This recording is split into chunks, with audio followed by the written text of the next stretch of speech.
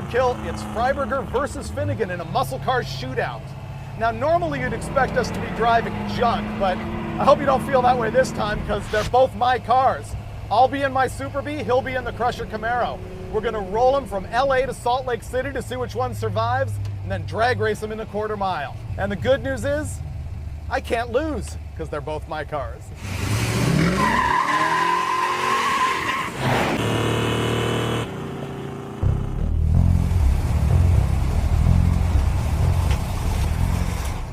Hey. Are you ready for your ass whooping? What am I ready for? Your ass whooping. You're going down. 3,488 pounds. What does yours weigh? 3850. What is that? 362 pounds. It's Thursday morning. Just got done scaling the Crusher Camaro to find out how heavy it is. Got to make some last minute adjustments because this car hasn't run in a while. And in fact, the Super Bee and the Crusher have never really run at the same time, nor have they run against each other. So this is kind of an epic trip for us.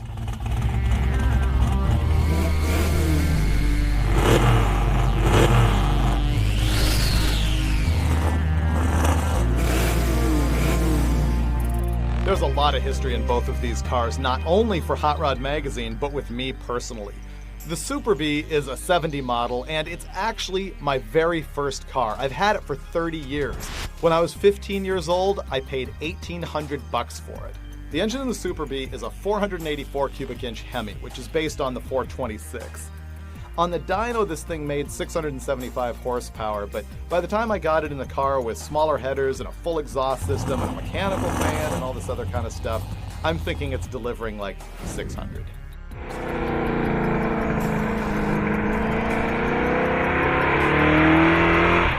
The Crusher Camaro is a 67 model that has been with the magazine since about 1994.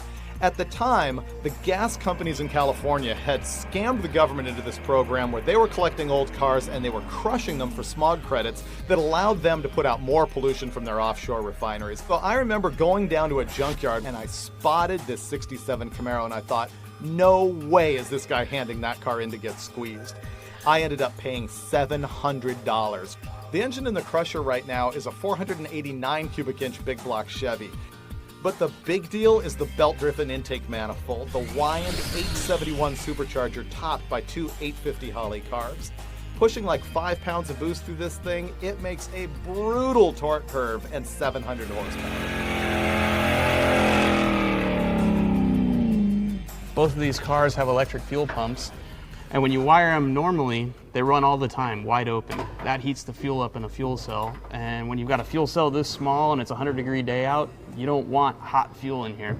So we're putting fuel pump controllers in both cars. That'll slow the pumps down at idle, keep from heating the fuel up. It'll make the pump live longer, keep the thing from vapor locking, all good. In theory. Theory? So we break down on the side of the road today.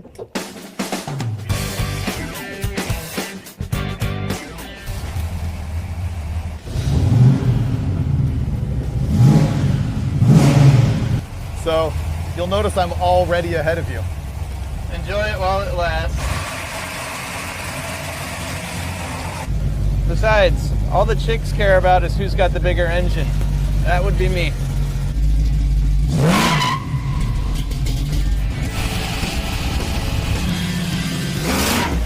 Get out of the way, Escalade. There's a whole lot of awesome coming through right now. Oh, the meter's on. It's like a Christmas tree. There's no question Finnegan's gonna boil the hides away from the meter. Whole shot.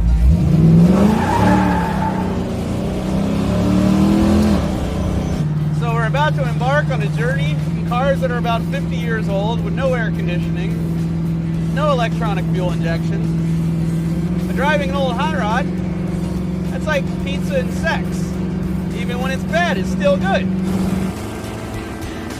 And let's see, we've gone less than a mile and we're about to test the cooling system out in the car. LA traffic in a big way. I'm guessing the Crusher's still at 160 degrees. 171. I just crested 180. Yeah, we maybe have to take the hood off your car at some point. This is where those fuel controllers are a really big deal.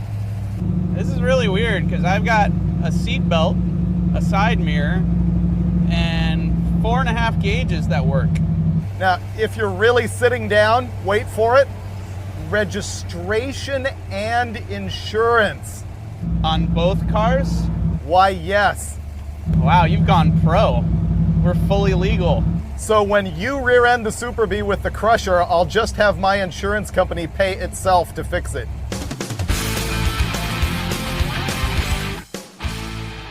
Okay, I hit 200.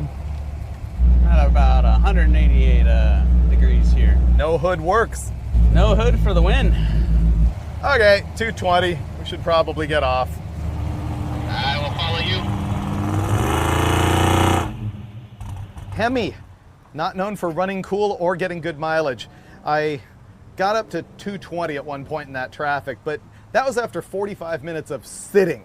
So I'm gonna say it wasn't that bad. You get rolling and it comes right down to 180, but what's really funny is that I got 7 miles to the gallon. Proud of that number. Probably getting worse than that today because I'm taking every available inch of the highway and doing burnouts. I think that means it's done. Nobody light a match. Well, Finnegan got 6, so once again he did win. But he continues to gloat about my car being superior to my car. And I don't think he gets that.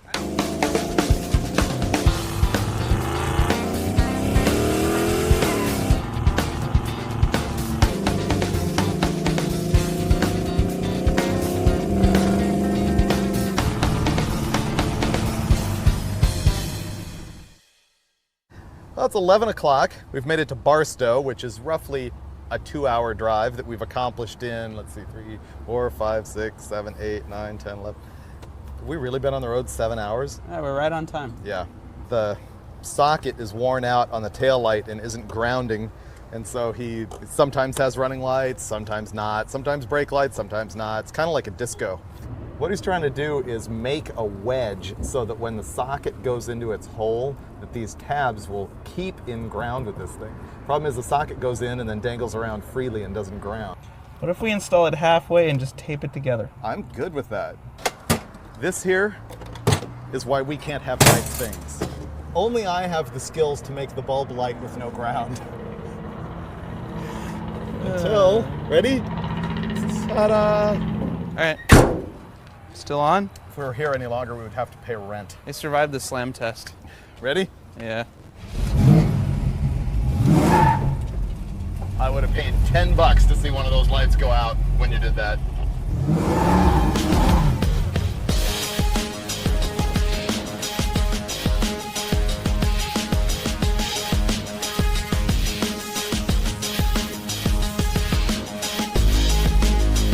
Yeah, 12 hours to get to Las Vegas. Should be a 5-hour drive. We're gonna go cruise the strip a little bit, listen to some bums scream at each other, maybe score some meth. I got you something because you're in Vegas. Oh, okay. Perfection. Maybe get ourselves a friend for the night and see if we can find a hotel that will park the cars right out front so they don't get jacked with overnight. And then we're gonna sleep for 45 minutes and hit the road again in the morning because it's supposed to be 6 hours to Salt Lake City, which for us means 12.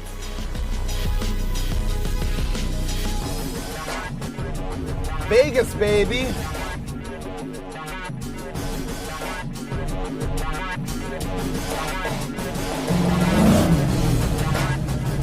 The Super Bee will never, ever top the Crusher for the ability to just blaze tires at will. I think you just need to try harder is all. It's so realistic, I feel like I'm actually in New York right now. The cab drivers in Vegas are every bit as salty and crazy as the ones in New York. Now it is Friday at 1:30. We got into Vegas at 5:30 in the morning last night and we had to sleep this morning because now we have 9.5 hours to drive to Salt Lake City where we're gonna attend the midnight drags at Rocky Mountain Raceway and they open at 11 p.m. It's 104 freaking degrees in the desert right now. F***ing roadkill. Good luck. I'm gonna need it, thank you. Good luck. Thanks. You know it's bad when the homeless guy wishes you good luck after he takes one look at your automobile. I'm glad that I have the vinyl seats here so that the sweat just sort of pools around my butt. Yeah, I got Yeti sweat now.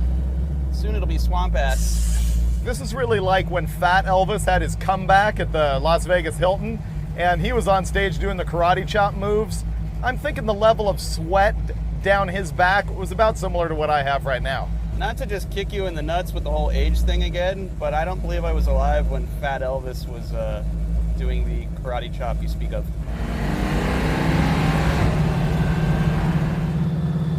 That's a little better. Oh, that's still hot. I now understand why pimps in the desert favor white upholstery. They just gotta stay cool.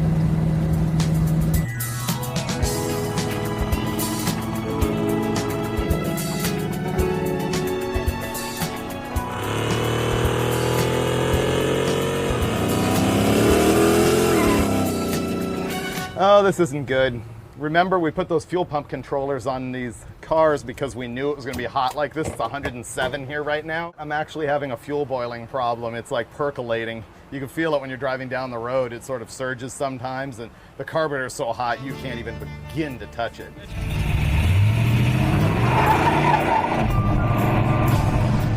On day 2, the heat was even worse, but we kept moving pretty fast on the highway, which solved the overheating problems for the radiator. The poor fuel pump was suffering so bad in the heat that it started to groan, and the car was actually surging from fuel starvation on the highway.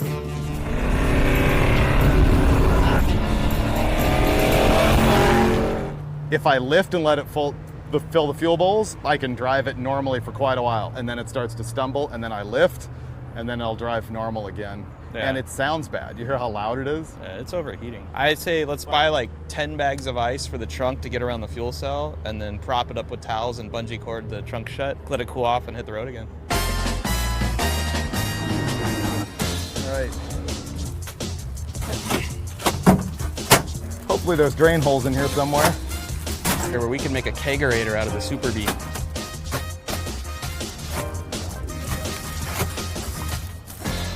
All right, 5 more ought to do it.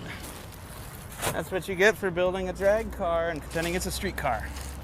Well, but this is actually not really a drag car. It's neither fast nor streetable. You put the gas tank and the fuel pump inside the vehicle.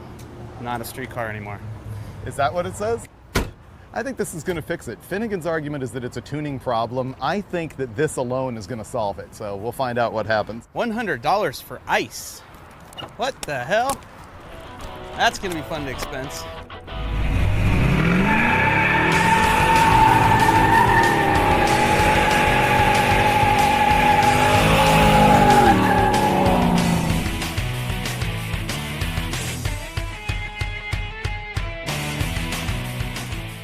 I realize that an added benefit to the ice in the trunk is that it's helping eliminate that stink bug stance. It's a twofer. It's the gift that keeps on giving. Actually, that's a 3-way, because it's also keeping the beer cold.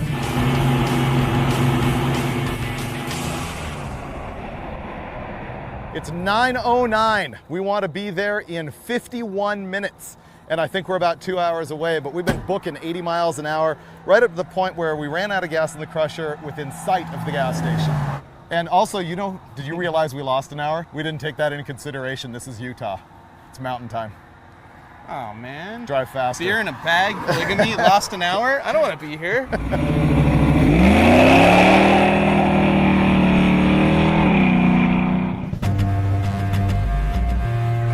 After more than 20 hours of driving, we finally made it to Rocky Mountain Raceway at midnight. We were blown away when we got there about how many cars were there. They usually have to cut them off at 200 cars, and there was a ton of people in the grandstands. Stuff like this just does not happen in California anymore. It's like 1 o'clock right now. They close at 2, and the people here are super cool, but there's a limit to what they're gonna let us do. We're trying to do some road trip maintenance, new spark plugs. Sooty. She's not exactly tuned for highway driving. We wish we had arrived at like 9 o'clock so that we could truly be ready for this. But as usual, we're jamming at the last second to get in as many runs as we can. We got 30 minutes left to get this done. I gotta rejet Dave's carburetor. I have a bad feeling he's not gonna get to make a nitrous pass. Are you standing here waiting for us? Oh, I know. Oh, wow. Oh, yeah. The people at Rocky Mountain Raceway were super cool, and they held the lanes open longer than they really should have as we were thrashing on these cars to get passes in. But finally they were both ready, and Finnegan hopped in the Crusher and took off out to the starting line. And that's when the Super Bee wouldn't fire up. I opened the hood and found out that the secondary float ball on the carburetor was just a geyser of gasoline. He was right behind me. I don't know what he's doing. Something must be wrong with the car. These are jet extensions right here for when the fuel's sloshing towards the back of the bowl. You can see the witness mark where they were crushed and holding the float down. That wasn't good. All right, well, Dave has pretty much burned up all of our time. So now I think we're down to one pass. Just run him. I'm 50-50. This is probably not going to happen at all.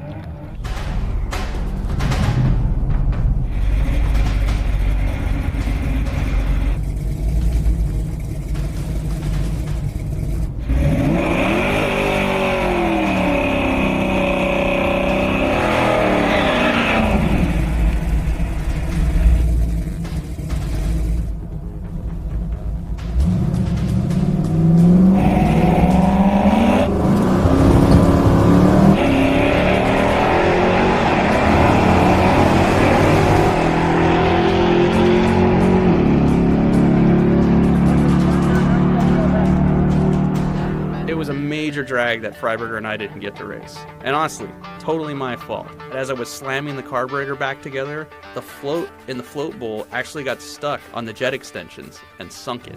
You gotta have a love-hate relationship with automobiles, especially old ones. As much fun as we had driving all the way here, you get right to that last minute, right to the mountaintop, and get gut punched.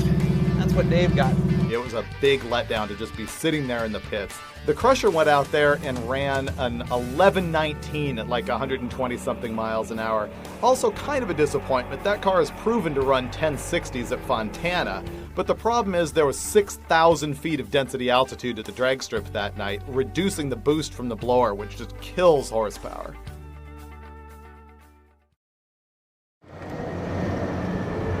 Repair and maintenance prohibited in the parking lot, but it doesn't say roadkill on it, so my thought is it doesn't apply to us. More of a guideline than a rule, right? I can't deny I was really depressed at not being able to get the Super Bee down the track. We needed to turn it around, make it another 700 miles home, and find some way to put a capper on this trip.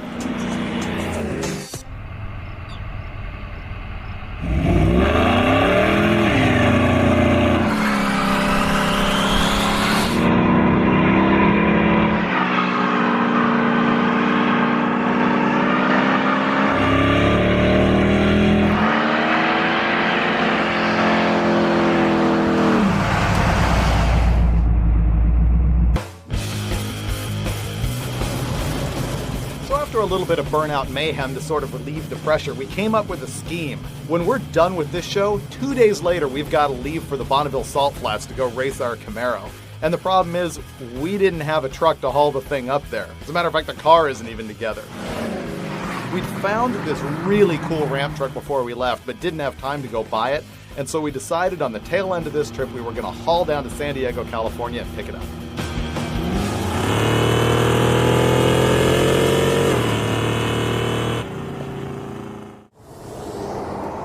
Everything's going great. Get into Nevada, cruising down a big mountain. All of a sudden I hear, psst, boom, blow a tire. I immediately have flashbacks of the Gremlin all over again, except this time I don't crash. Pull over, tire actually came off the rim. So this time we're smart. We brought spare wheels with us, but we weren't smart enough to bring lug nuts that actually fit these spare wheels.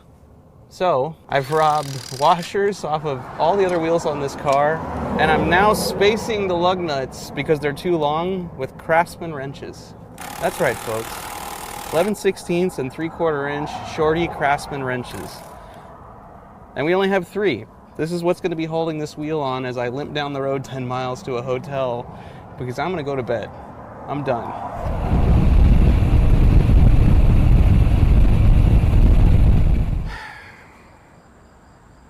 Roadkill. It's beer time.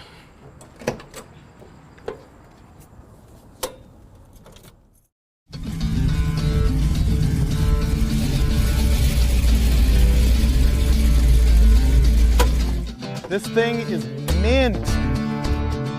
Well, I can tell already this is one of our better purchases. Oh, this is way too good for us. I think it's got 56,000 original miles on it. It's got the good front end on it. It's a 73, Yeah, see, it doesn't have the flat front of the later models. This is cool. and it doesn't have drip rails. It doesn't have shoulder belts. I seriously think 56,000 could be legit. No more trailers. You know what else that means? No more 55 miles an hour in California. Will it go over 55? Oh, that I don't know. Probably not. It's got a winch. Oh, it has a winch, the air Two conditioning gas works, tanks. the stereo works, it has the FM radio communication for Baja. Wait, a stereo? Wow. How much was this? $3,500. We've spent more than that on a lot worse. Oh no, this is a huge score. Let's see if it'll run though. I have to admit it did have a dead battery. Something had to be wrong with it. You want to? Yeah. That's a big block, 454. Factory 454, With yep. air conditioning and 2 batteries. Do you want to put the Crusher on the truck? We could. We can just test it out now. As a roadkill trip goes, this really wasn't that much of a fiasco. Yeah, we kind of failed at the drag strip, but we did drive 2 of my cars 1,500 miles by the time we were done, and that's a pretty big deal, especially when you're looking at stuff that has this kind of horsepower and that hasn't been on the road that much for a long time. As it turns out, this ramp truck is way too good for us. Having said that, the junk's probably going to blow up halfway to the salt flats, and you'll see more of that on the next episode of Roadkill.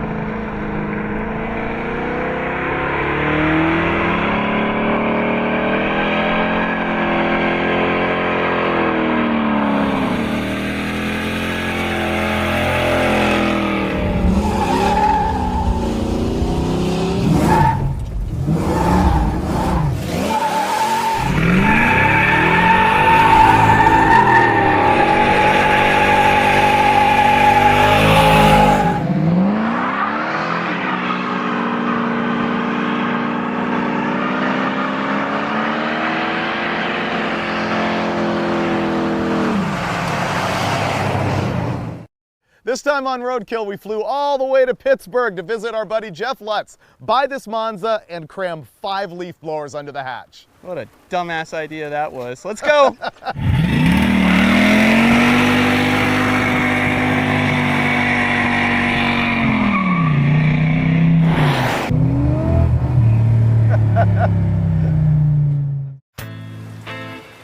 We're going land speed racing, and we need a car to do that, but we're not going to shop Craigslist this time. We're heading to Steeltown Motors in Youngstown, Ohio, where they've got a bunch of muscle cars for us to check out.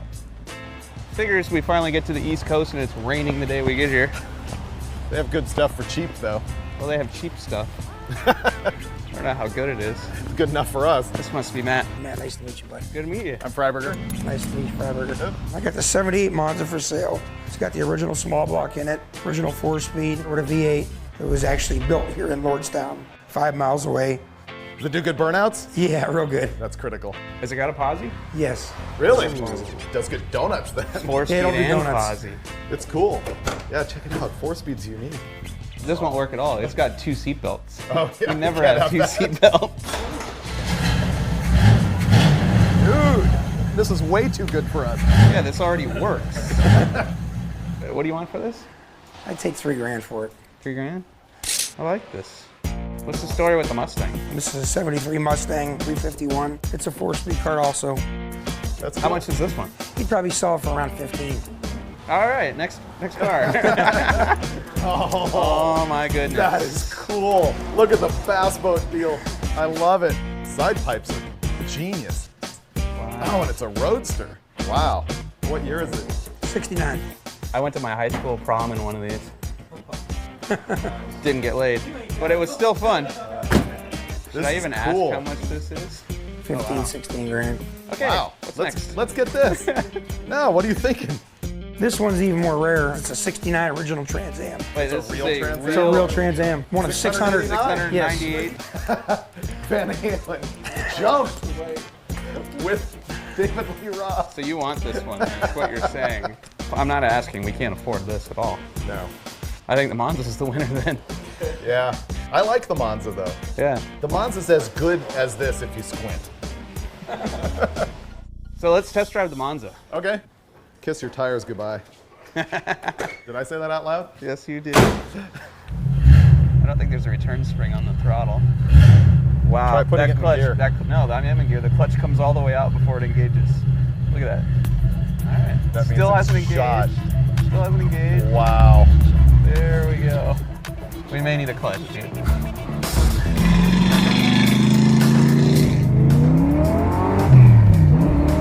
Oh, dude, she spins good. In the rain.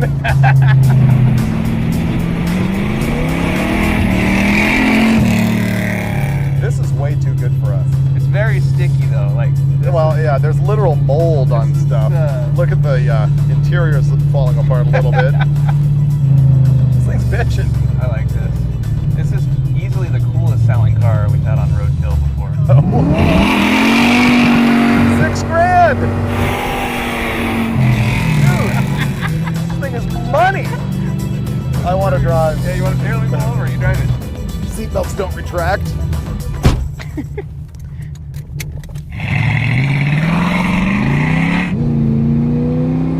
Why are you swerving? Why are you swerving? All right, let's go buy this thing.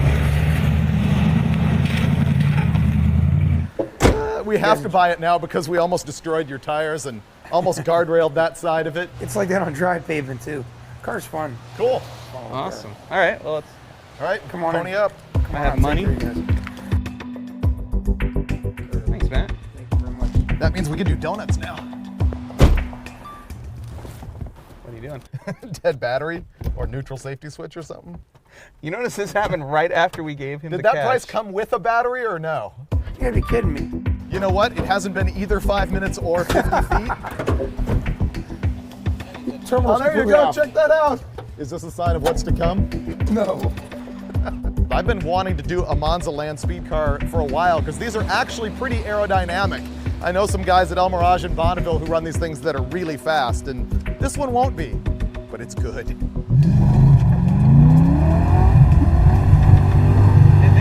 The graceful exit. We still had a couple days until we had to race at the Ohio Mile, so we decided to run over to Pennsylvania and visit our buddy Jeff Lutz, who has a race shop and a chassis dyno, so that we could find out how much power we were going to make.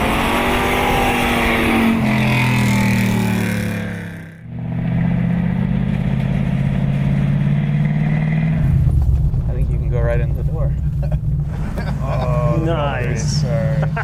We're here to class the joint up for you. How you doing? What's happening? Nice car, buddy. Nice. This is it, huh? It's actually not that bad. Man, that is a clean Look looking at car. Yeah. Little Bondo on the hood. Meanwhile, this is far more important over here. We just built that. Gear vendor, Rossler, Spread port heads, huh? Does this make like 2,500? about 35. 35? Oh yeah, easily. Jeff Lutz is a Hot Rod Drag Week veteran, and his shop, Lutz Race Cars, routinely builds hot rods that have more than 2,500 horsepower. Lutz's son, Jeffrey, is building an '89 Honda Civic rear-wheel drive and has a twin-turboed small block under the hood. Jeff's other ride is a legit pro mod car, a yellow Camaro that packs almost 4,000 horsepower under the hood and runs deep into 5-second territory. Want to trade? We make you a good deal. No. Should we put it on the dyno? and Absolutely. Let's See get a how baseline. bad it is? You should take it for a spin. It's fun. Yeah, well, I got to turn it around anyways. Yeah, Go oh, for yeah. it. How do I get the feeling he's done this 100 times? Yep.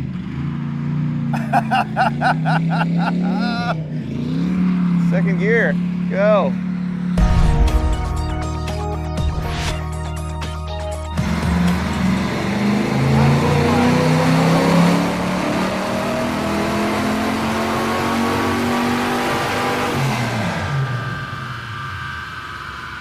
Made 144 to the wheels. And 215 pound-feet, but you saw 15 to 1. It was over 14 and it climbed all the way to 15. Well, that explains the misfire. It's got a burn spark plug wire, it runs way too lean, and it has a ton of blow-by. We can't do anything about the blow-by, but we're gonna see if we can tune it up a little bit and make it run right and get a real number. We took the Quadrajet off the Monza. We borrowed a Carb Shop 650 double pumper here. Up,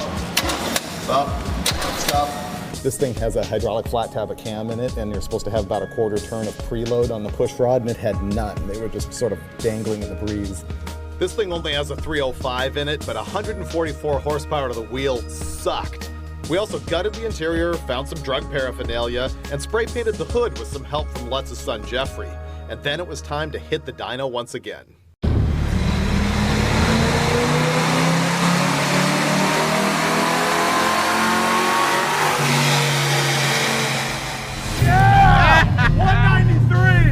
He's a beast. 193 to the wheels with a 305 that smokes like a banshee. Perfect. Yeah. Dude, we picked up like 49 rear wheel horsepower. This is like a whole new car. With no timing light and no jets. It made 193 to the wheels and 231 for torque.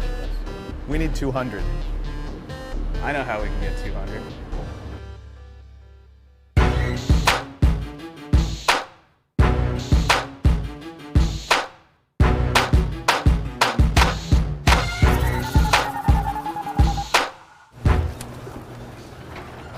Morning. We brought the horsepower. 700 CFM. Each. Wow. And there's We got 4. Oh, we got one more. Oh no, we got 5. 5. We bought everyone they had. Wow. $1,600 worth of horsepower right there. 2 years ago, I saw some guys on YouTube supercharging a Chevy S10 with a leaf blower.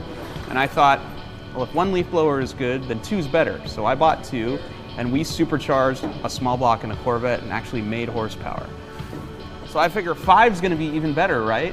We should be able to make 4 or 5 pounds of boost and maybe 270 to the wheels of our little Monza here. We know this is going to work from past experience, but we're dying to do something. So we're gonna rig 2 of them here on the table, wire them together right like that with some duct tape, which is gonna be brilliant, and test the theory. There we go. Yeah.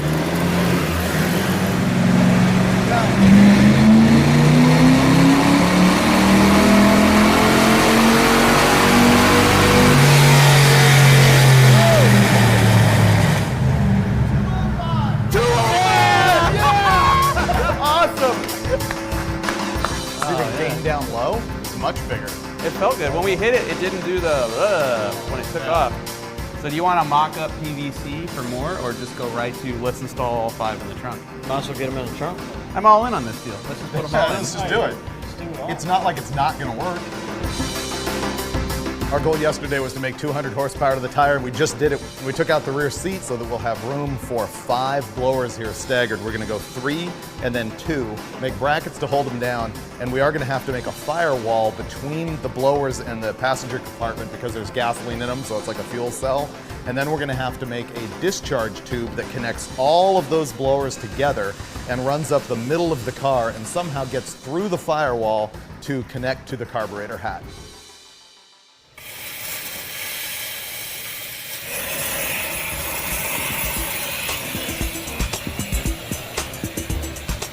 Fire. Big fire.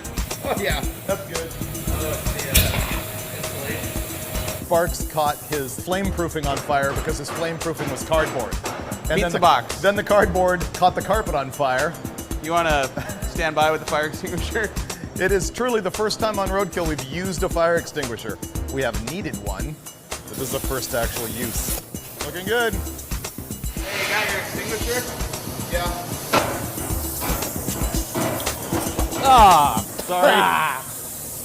Sorry about that. You okay? That doesn't taste good. Is it in your eye? It's in my mouth. Oh, it tastes nasty just floating around. What is it? All right, you got me back for the snowball, all right? I did not do it on purpose. While Finnegan and I were trying to burn the shop down, Lutz fabricated the whole discharge tubes for the blowers. Finally, we were getting closer to finding out what these blowers were gonna do.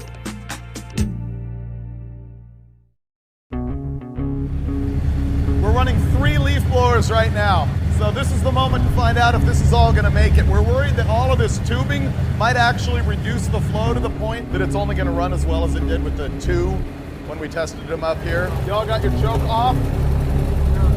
I can feel something happening in here. And it's good. Yeah!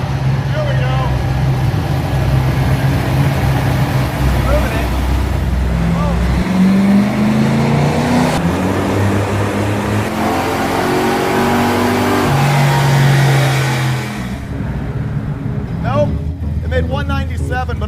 fluids are cold. The oil, the transmission, the rear end, so we're hoping that's where our 5 horsepower went.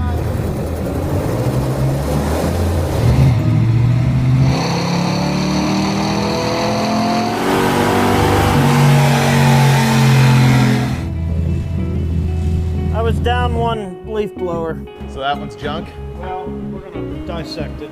Oh yeah, hashed. For some reason, all these superchargers are just not making the power. But finally, Lutz figured out the problem. We tried to fire up all 3 of these leaf blowers at the same time, and we would get 2 of them running, and they would make so much pressure in the pipe that they would actually be motoring the 3rd one backwards. And so not only does that mean that that motor is not making boost, it also means it's a boost leak because the pressure's coming out through it. Here's what we did. This valve right here is a ball valve, which right now is completely open. So we can fire up all of the motors and it'll just blow all of the boost out that hole. We're gonna then rev the engine up to about 3,500 RPM when the engine's consuming some air and slam that shut, at which point all the boost will go to the engine, but it'll be able to take it at that point because the engine's consuming air. On our last pass of the day, even with the blow-off valve, we managed to bring the torque up quite a bit, but the horsepower remained the same. At this point, there was only one answer: more boost. It's Friday and we planned to drive away to go to Ohio to the races today, but we showed up this morning and Lutz has this buddy who had a perfectly good 350 Chevy and he was sick of the 305 smoking and puking oil all over the floor, so they got the motor half out before we even got here. So I guess we're doing an engine swap because we weren't far enough behind.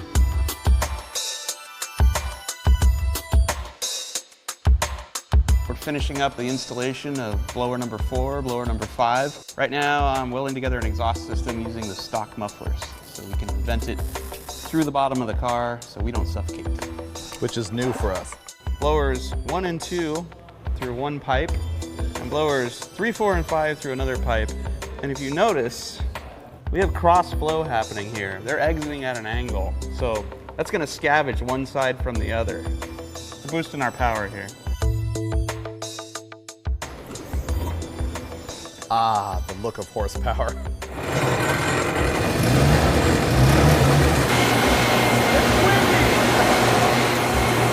All our 5 leaf blowers work. Now if we had an engine, we'd be somebody. A serious boost. I don't know if it's serious boost, it's serious wind. Wind, anyways, yes. It blows about like a F3 Pro Charger at idle. It blows. It blows. Timing. It's going to be first fire on our new 350 small block. It clearly needs a little bit more ignition advance. We've got it running well enough to make a back-to-back comparison between the 350 and the 305. And the bigger motor, naturally aspirated, made the best power that we'd seen yet, 207 horsepower to the wheels. We're where we were at with the leaf blowers on the 305.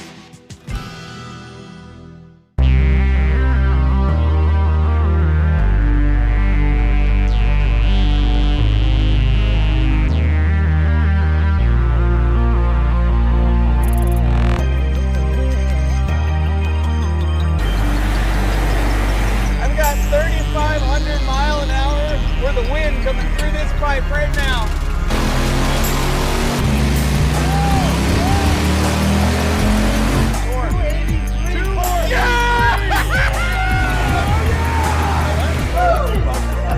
The internet says this doesn't work. Go check. You can find out. Oh my God, dude. 284 pound-feet of torque.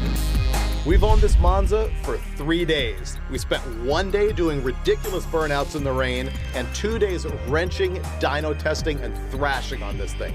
And finally, we're on our way to race it at the Ohio Mile in Wilmington.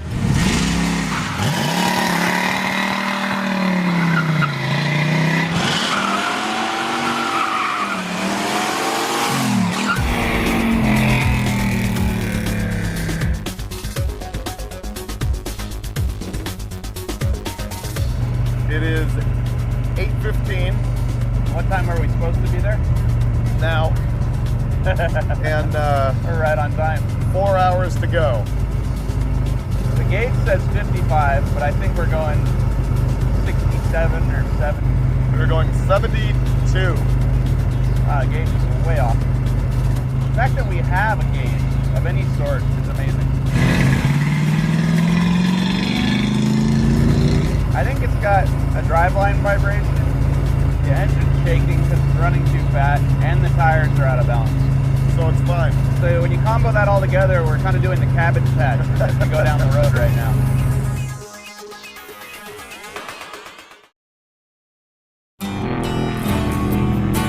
The whole point of this episode was to come here to the Ohio Mile, which is in Wilmington, Ohio at the air park, and it's an event run by the East Coast Timing Association. Cars start from a standstill and they accelerate all the way through the mile, and at the end there is a 132-foot timing trap with a beam here and a beam here 132 feet apart, and the mile-an-hour number that you get is your average across that distance.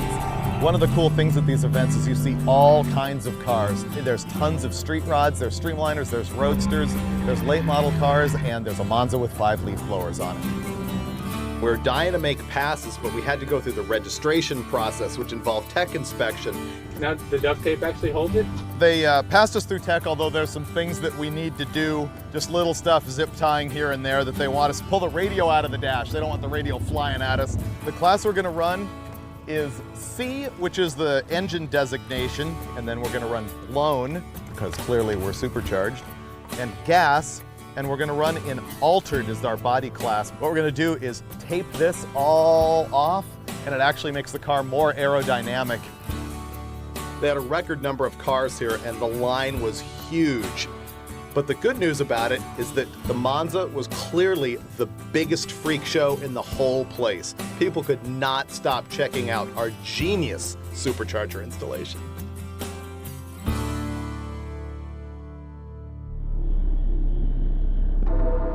I feel great. 5 leaf blowers in the trunk, and I've never done this before. What could go wrong?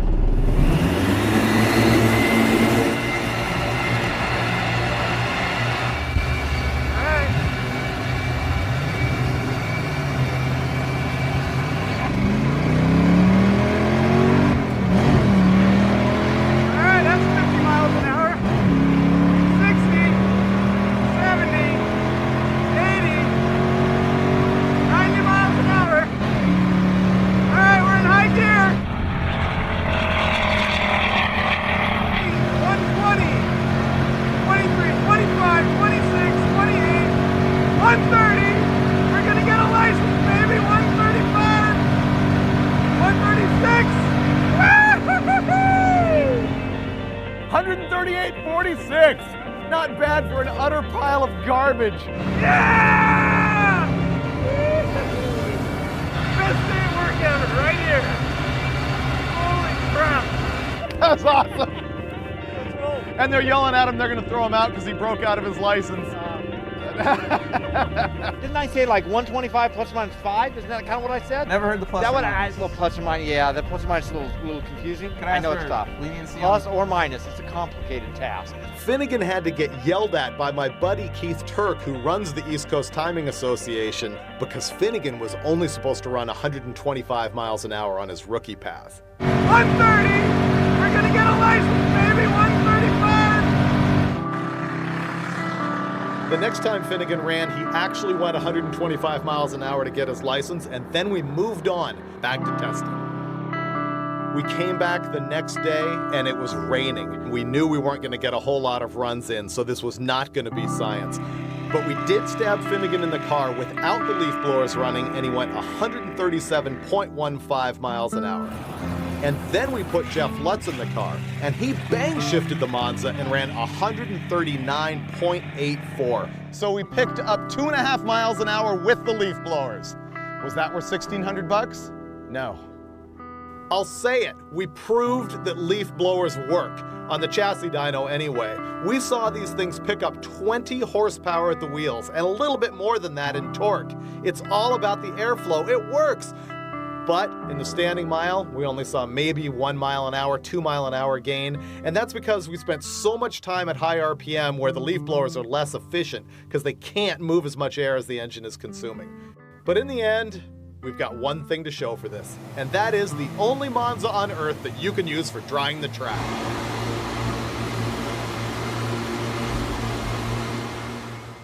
On this episode of Roadkill, we flew to Pittsburgh because we were tired of sun, and we bought this Monza, and we stuffed 5 leaf blowers in it at our blah, blah. Why don't you do one? Boosted. On this episode of Roadkill, we prove the internet is right. Leaf blowers don't make boost. I don't think you want to give that away. Oh, no? Do you? Why would you watch the rest of the show? On this episode of Roadkill, we stick 5 leaf blowers in a Monza for no good reason. This time on Roadkill, it is mini bikes and the muscle truck, and we race them all. And there aren't any Priuses in this episode.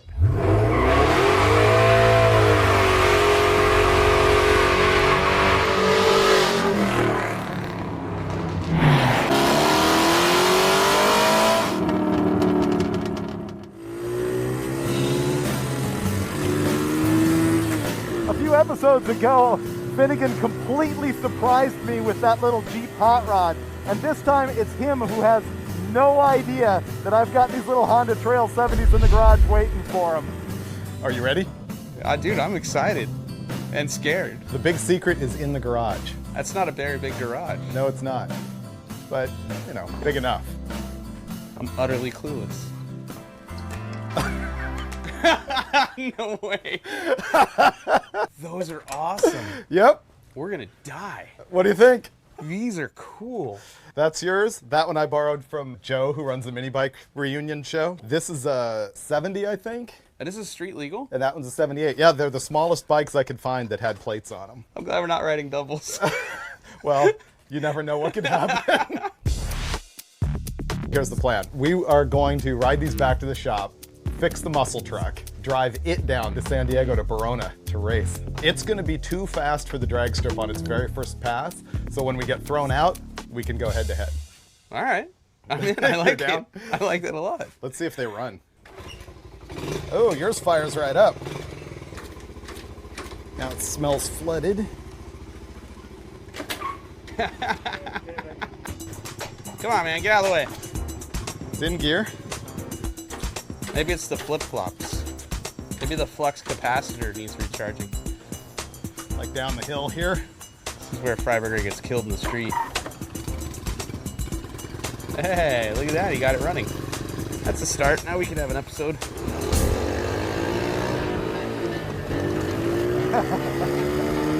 Oh, speed wobbles. Got a little speed wobble. Oh, here comes an actual motorcycle. My back brake is killer. Watch this.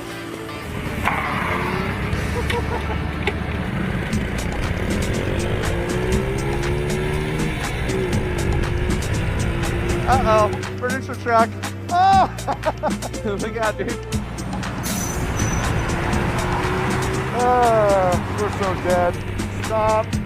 Oh, shit. Hold on. This is going to be a race, right? Ooh, I hope I'm in first instead of second. Ready?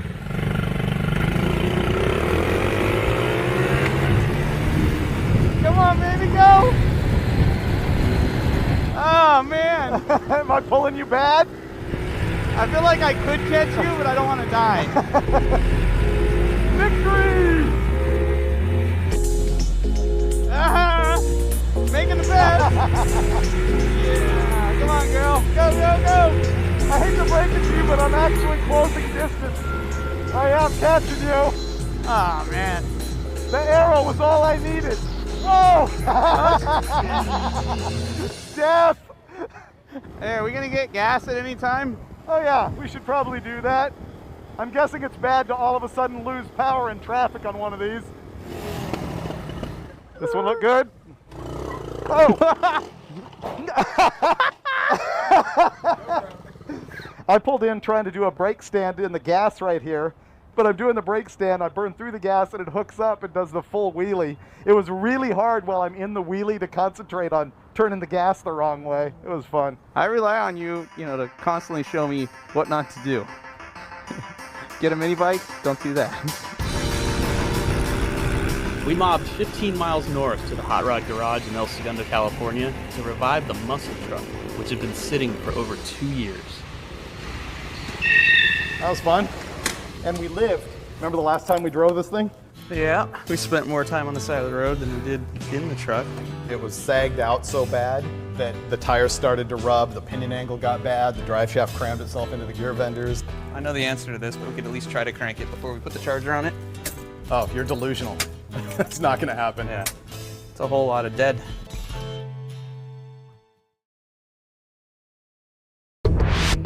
The muscle truck is a 73 Chevy short bed. In around 2006, my buddy Chad and I dropped in that LS6 engine, and it has a turbo 400 and a gear vendor's overdrive, Ford 9-inch rear end, 513 gears, it's got a spool in it. Should be pretty quick, but we've never really gotten it down the track despite trying a bunch of times. The last time was 2 years ago, and it sat for that long. So everything that we're dealing with here is essentially undoing the neglect. All right, making the list. Bad gas. Fuel pump and filter, air shocks, funky wiring, dead battery, nitrous. I'm draining the really old gas out of this, and it smells horrible. It sat so long that the red anodizing, that's what it should look like. That's what this one looks like now. It's turned pink. That's not even pink, that's bare. And that is sitting in the shade under the truck. It's not like it's exposed to the sun or anything. I am slowed down on the air shocks because the shock pin here is too big of a diameter for the steel sleeve that's in the shock. And that sleeve is vulcanized to the rubber. I say we just cut the mounts off and weld new mounts on. It'll be quicker than going to the parts store and trying to find the right bushings. We have to go to the parts store to get new mounts or even bolts. Oh yeah. Yeah, at that point we could try and make a solution to this. Well, and you know what? We need a battery, we need a gas, so we might as well go to the parts store. On the mini bikes. We could. You can carry a battery home on your mini bike? Sure. Right in your lap?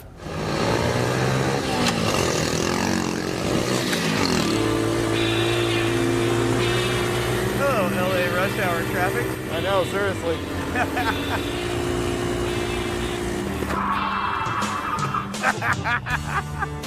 I love this bike. Chicks are digging us. You can tell by the way she's averting her eyes. I think she just doesn't want to actually make eye contact. I think that's a dude. Really? With boobs? He needs to work out. Whoa! We both need to swerve. Okay. You could probably sit on that, huh? Probably. Oh yeah. Nothing could go wrong with that. Maybe we should like crisscross another one. Oh, you think?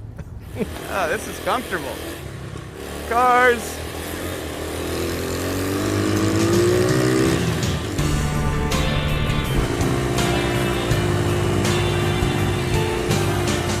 it strange that I feel safer now than I did before I had a battery strapped to my back?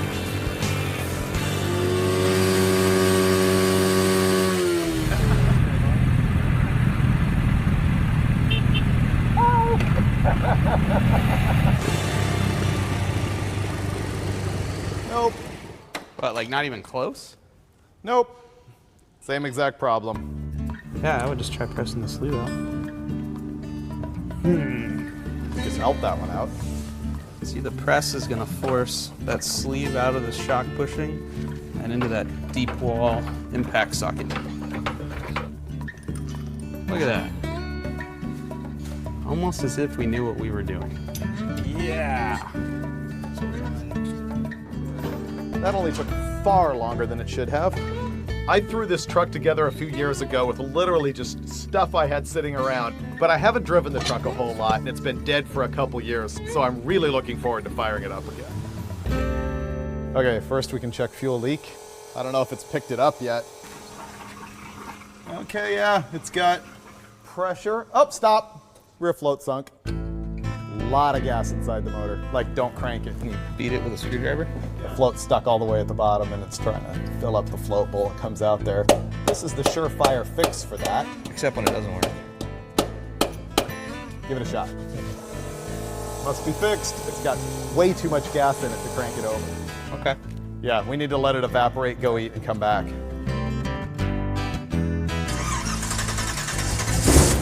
There you go. It's alive! It's got 4-inch exhaust with bullet mufflers about that big. Pretty good for not running for like 2 years. You want to drive it in the morning? Sure.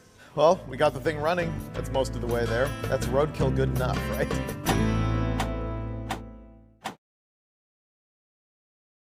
It's morning. We got the thing running pretty good last night. We have a few more little things to do, but first we're gonna go run and do a test drive. And then we're gonna run down to Barona Drag Strip in San Diego, which is a little 8th mile deal. Kind of podunk, but very cool. Test drive? Yeah. This thing has the best exhaust ever. This is a full manual valve body, right? Yeah. Dude! Oh my god, that's great. You can't do that in the parking lot. Oh, I forgot. Dude, this thing's badass.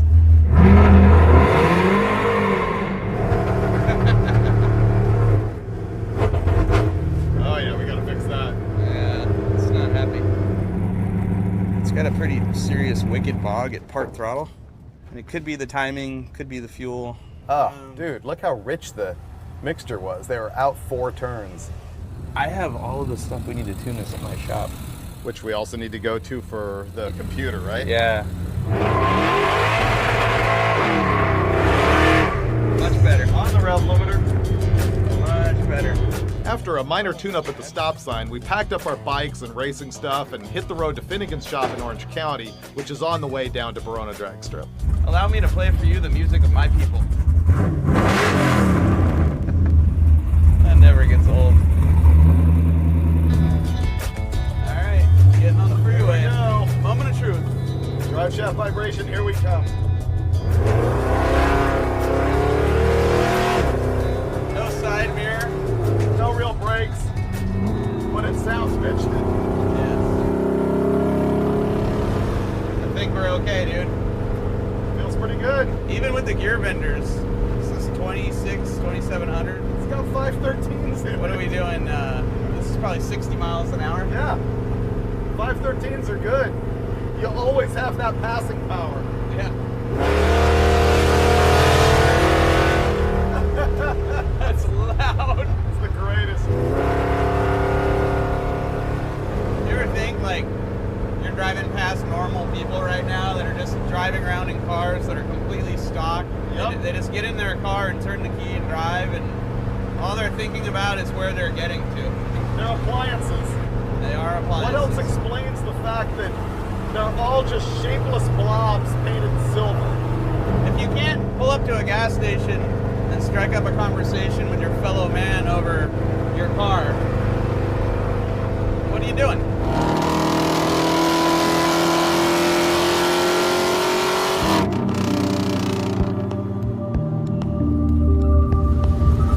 We are at my shop right now, my happy place. It's full of engine parts and drag boats, and we're gonna move this one out of the way just to make it a little easier to work in here.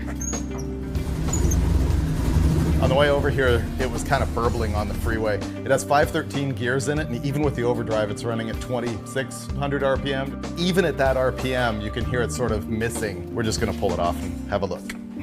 From sitting for so long with that bad new ethanol gasoline, it literally filled the carburetor with like this green mold. This is the carburetor that was on the Titanic. It's as if you parked this thing at the bottom of a lake. Yeah. Look at that. That boat goes in the water. It's never had this much oxidation inside of the carburetors. I'm just blaming modern gas.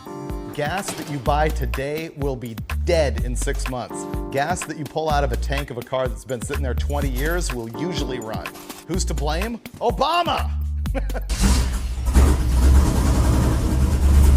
Stop, shut it off. The corrosion on the little plastic float bowl sight screw completely wiped out the thread, so that just popped out and is leaking everywhere. It's like, this is wonderful. Trying to find a carburetor that has the sight screw that we need. But see, all the modern carburetors tend to have a glass sight in them instead, so. No! Well, our sight plug was stripped out. So we're making a new one out of a bolt that's too long, an O-ring, 2 nuts to use as spacers, some silicone to seal the whole deal, and then Freiburger's gonna thread that into the bowl of the carburetor. So that is roadkill engineering right there. Okay, fire up that garbage.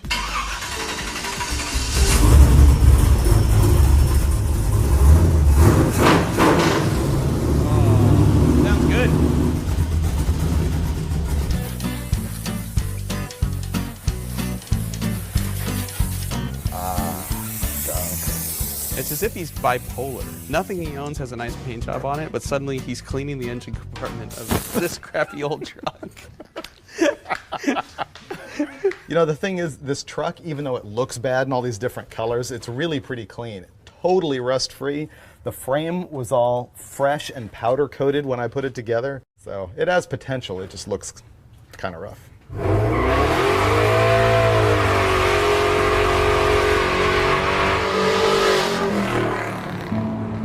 We were really hoping to go drag racing today, but this debacle with the carburetor slowed us down a bunch. The good news is that the drag strip is holding their test and tune both Saturday and Sunday, so we might get down there today, but even if we don't, we're going to get to run tomorrow.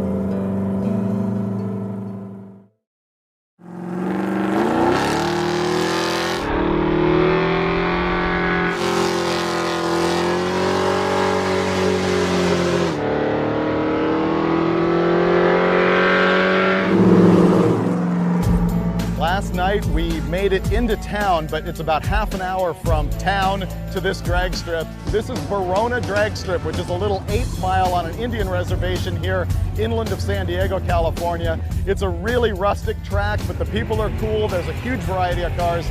Today is pretty much just a grudge match test and tune type day, so we won't be going heads up with anybody. I'm just looking for that 735 ET so that we can get thrown out for having no roll bar, which will then give us an excuse to race the mini bikes. Well, after finishing up some burnouts in the morning, naturally we were like 2 hours late to the drag strip, and we went straight to the tech inspection line. Ground strap from here somewhere. Oh, good call, yeah. I don't know if I would let it run if I owned the drag strip, but still plenty happy to drive it. Good to go. I can't believe we made it through tech.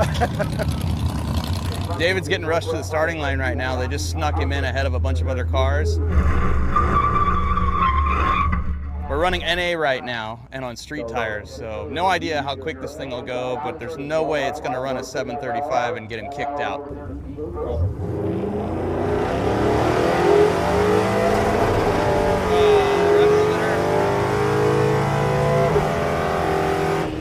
857 and 82.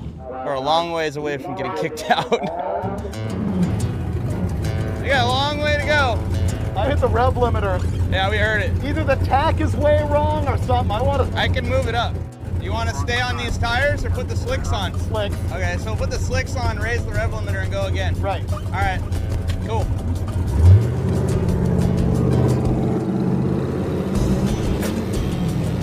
These are Mickey Thompson ET streets. They're actually DOT legal to drive on the street, but decided not to because they're really thin. They puncture pretty easy. And with the spool in the truck, they just make it handle even weirder. The rev limiter for this motor is set at 6,500 because it's got a hydraulic roller cam. You can't wing it too high. But he was saying that the tack only read $6,000 when it happened. So if the tack's reading low, that's a problem. I'm gonna move the rev limiter up just in case, a few hundred RPM, give him a little more room. What I'm working with here is the Caltrax bars, which are the ultimate traction device for leaf springs. I am tightening them up so they will actually be functional. This is going to be our second pass. If this goes well enough, then I'm saying next pass is going to be on the bottle.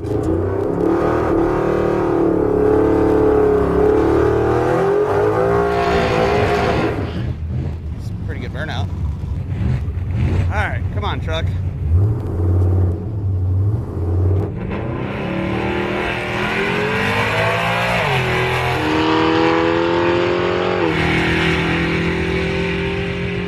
It ran an 840. It's going to need nitrous if he has any chance of reaching his goal today. There you go. She's clean.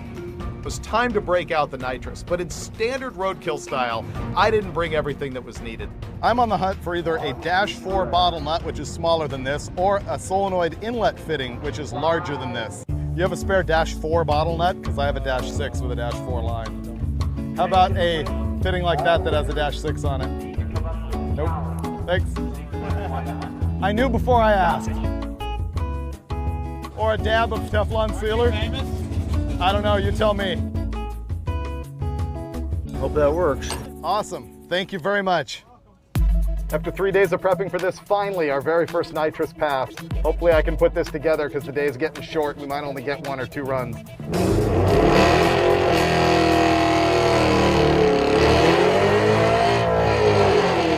There we go. I think the tires are clean now.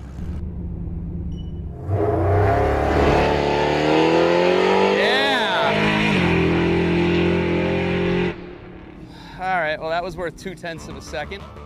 That was a lot of tire spin. How far? All the way down the track. You got out of the groove a little. Yeah, oh, it was a mess. Last hit, he basically had 100% of the nitrous within 1.5 seconds of going full throttle, and the truck was skating all the way down the track because it was just spinning the tires. So we just used the progressive timer to delay it. He's going to have 100% of the nitrous 3 seconds after he hits full throttle. Should give him more traction, should go quicker. Moment of truth. This might be the last pass we get.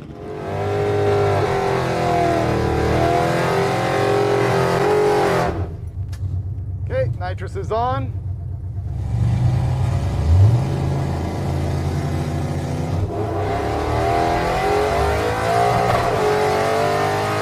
There we go. Went straight. Yeah! Wow. Oh my God, we just picked up almost a full second. He's gonna be stoked. 752 at 93 miles an hour. Yeah! Perfect! Bitchin'! You know, people ask how many episodes can you make with leftover vehicles that Freiburger has sitting around. So what can we possibly do to top it? Drag out more junk from the Freiburger fleet. Yep, it never ends. I needed to run a 750 or a 735 to get thrown out of this place, but it was getting hot, and lap after lap, we just could not improve that 753. And we ran out of time to race the mini bikes, at least on that day. We are going to run these things from here to the top of the parking lot and back. Whoa, sneaky.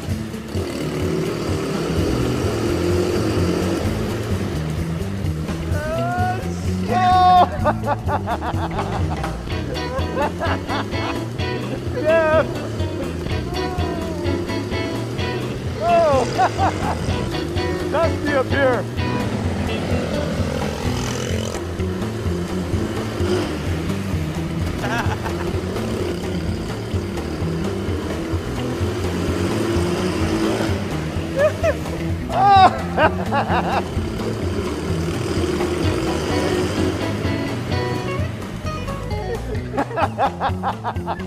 I almost ate the front end of a Buick or a Monte Carlo or whatever the hell that was. That was fun. That's the best day of work ever. The best part about going to the auto parts store is all the crazy stuff you're going to see in the parking lot. This is a mid-80s IROC Camaro done up in a Twix motif, but that's not the cool part. There's an alligator on the dash. Look at it. The cup holder is nice. I made one of the greatest things you've ever done. Yeah, they hold big gulp too. Like, I know you made a baby and everything, but that cup holder is pretty damn good. Yeah, it's right at the perfect spot for the reach. If you're ever gonna lay claim to creating something in your lifetime, I don't know if you go, my son or this cup holder that's hand fabbed. I mean, it's kind of nice. Yeah, edited Hot Rod Magazine for 15 years, but cup holder, right? This time on Roadkill, we've got El Camino, we've got Dog, hot rods, burnouts, altereds, customs, Merc, wine. You can't go wrong. You had me at El Camino.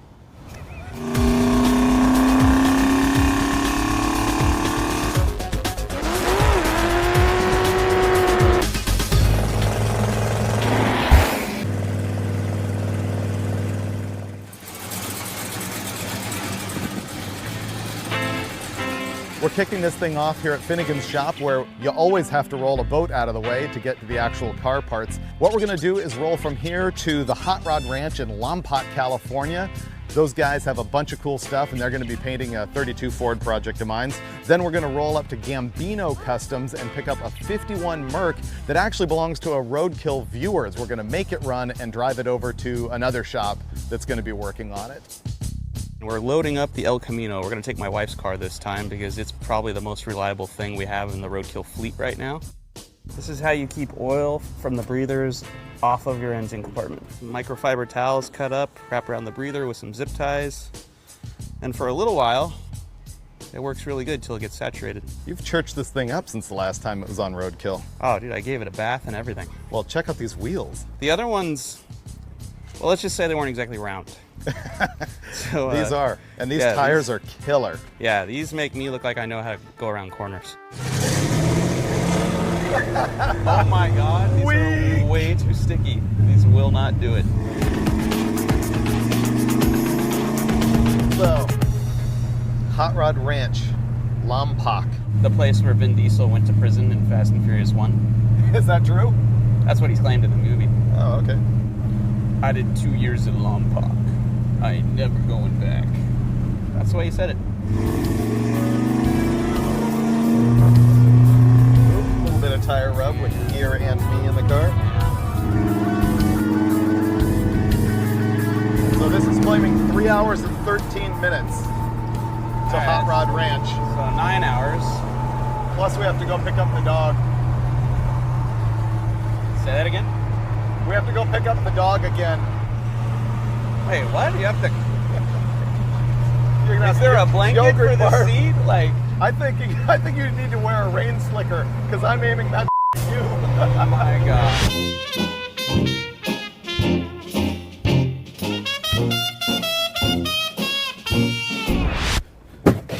You want to put her in the bed in the cage? We don't have the proper harness system. Ah, look at that. She knows where her seat is. Oh my God, it's working. No. It's working. Wow. I didn't have to heave her. Look at how obedient she is now. Okay. There you go. Wow, that is a stinky dog. Should have hosed that junk off before we loaded her in here. Do not lick my face. Okay, we talked about this the last time. What'd she get you? Got a little bit of French there.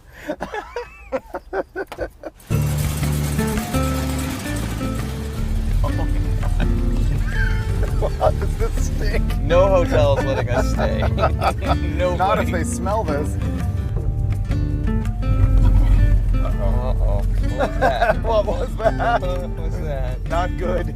Was that a protest? That might have just been her snoring. She Okay. snores pretty good. Hey dog, what do you think of Finnegan's fancy new steering wheel? Does that look chewable? It's tasty. I'll give the dog that. Don't chip your tooth on the billet. It doesn't chew things up. That would require too much effort. Yeah.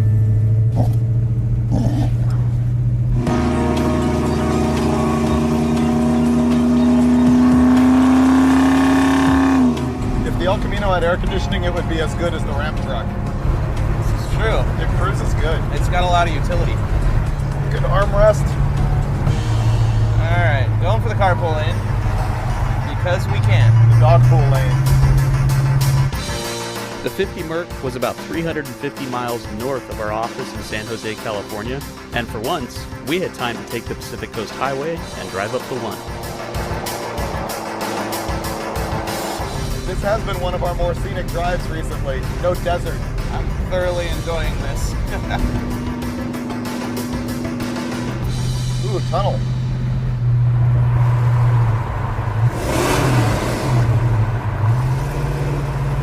That was fun.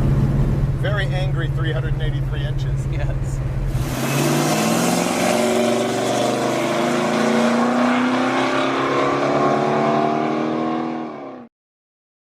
The next morning, we met up with Gil, Jamie, and Randy, who are the three brothers that run Hot Rod Ranch. The first visit was at their shop, which is separate from the ranch. There What's we happening? go. How you doing? How's it going? This looks cool. Thanks. You said I might not be impressed. I already am. Good morning. How you doing? Good. How's it going? Good.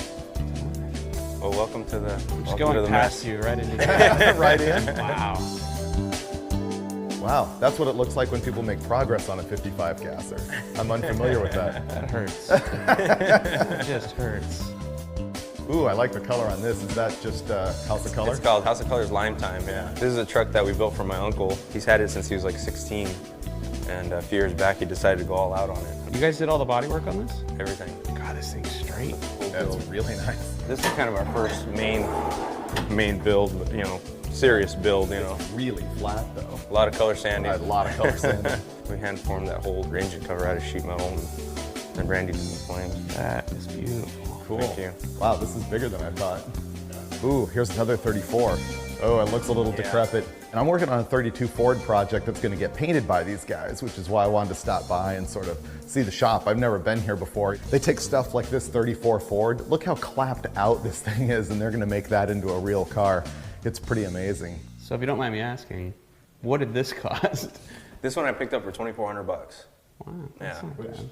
I got offered $3,000 the very next day for it. It's like, it was just, they're getting hard to find, you know? It's just crazy that something that's missing half the firewall, part of the pillar, because when I say he paid $2,500 for this, you really have to realize that he paid $2,500 for that. What's amazing about these guys is the sheer volume of work that they actually get done.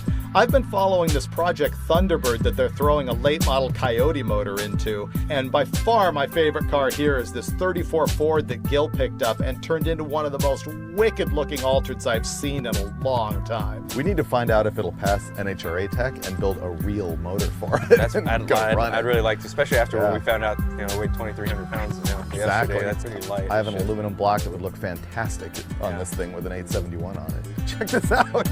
Did you guys build this? You found it? Wow. Oh, that is totally sketchy. Just start off nowhere near the cars, okay? Oh, no brakes. No, you got a brake right there. Look, Where? right here. Oh, okay. I bet that works good. No. Ready? You got this. I feel good about this, because I'm not on it. Yeah! Ooh, there's more good junk down here. Take it off some sweet jumps. Ow! There we go. Maybe sandals aren't the best idea. Oh, chains off. It works about as good as most of your cars.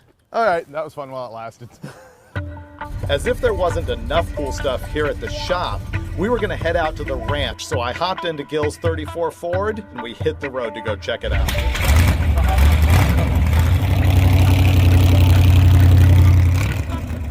Is it stupid or ironic that we're in Lompoc about to do burnouts right next to the sign from the U.S. Penitentiary? See? Told you this is where Vin Diesel went.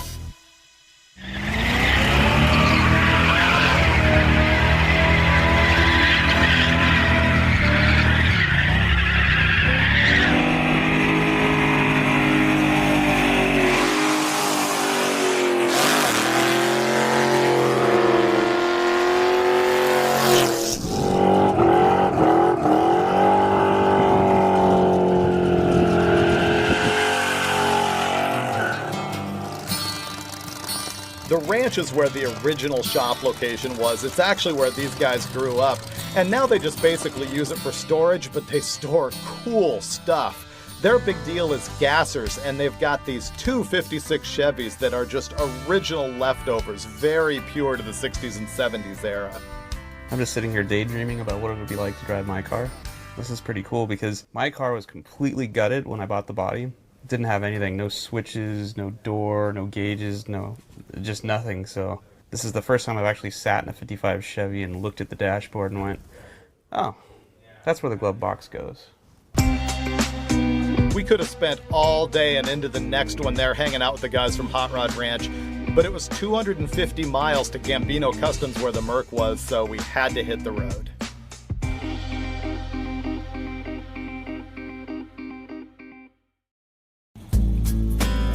We arrived in San Jose and got to Gambino Customs late in the afternoon, and we met Alex Gambino, who I knew by reputation because the guy builds really awesome traditional customs. One of them is like his daily driver. It's this 57 Chrysler that has a Winfield fade job that Alex did himself. And then we laid eyes on the 50 Merc. So this is it.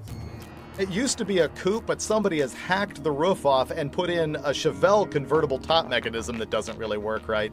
It also has a big block Chevy in it, which makes sense because the whole car is on a Chevelle frame. It's a good solid foundation for a running driving car if it wasn't quite as hacked together as this one is. So you're just trying to make sure everybody's aware this is not your work. Oh, yes. Is that what you're saying? Yes. I know there's a lot of wrong here, but this is a fun-looking car. I mean, Oh, yeah. I would be Well, completely happy to drive this, you know, into a wall or something.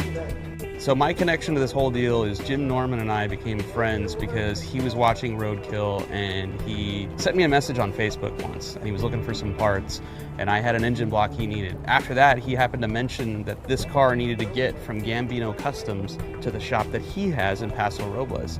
And he was gonna come down here with some tools, get it running, and drive it. Instead of him fixing the car up, we came down here to put our magic touch on the engine.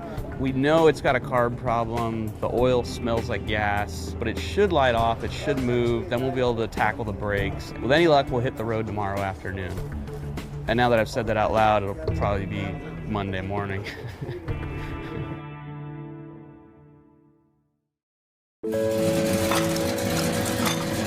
It's Saturday morning and we're back at Gambino Customs, ready to work on the Merc for the first time. You can see the front half of the Chevelle chassis right here. And they've grafted some 2x4 box tubing down the middle. Some really brilliant welding there, let me tell you.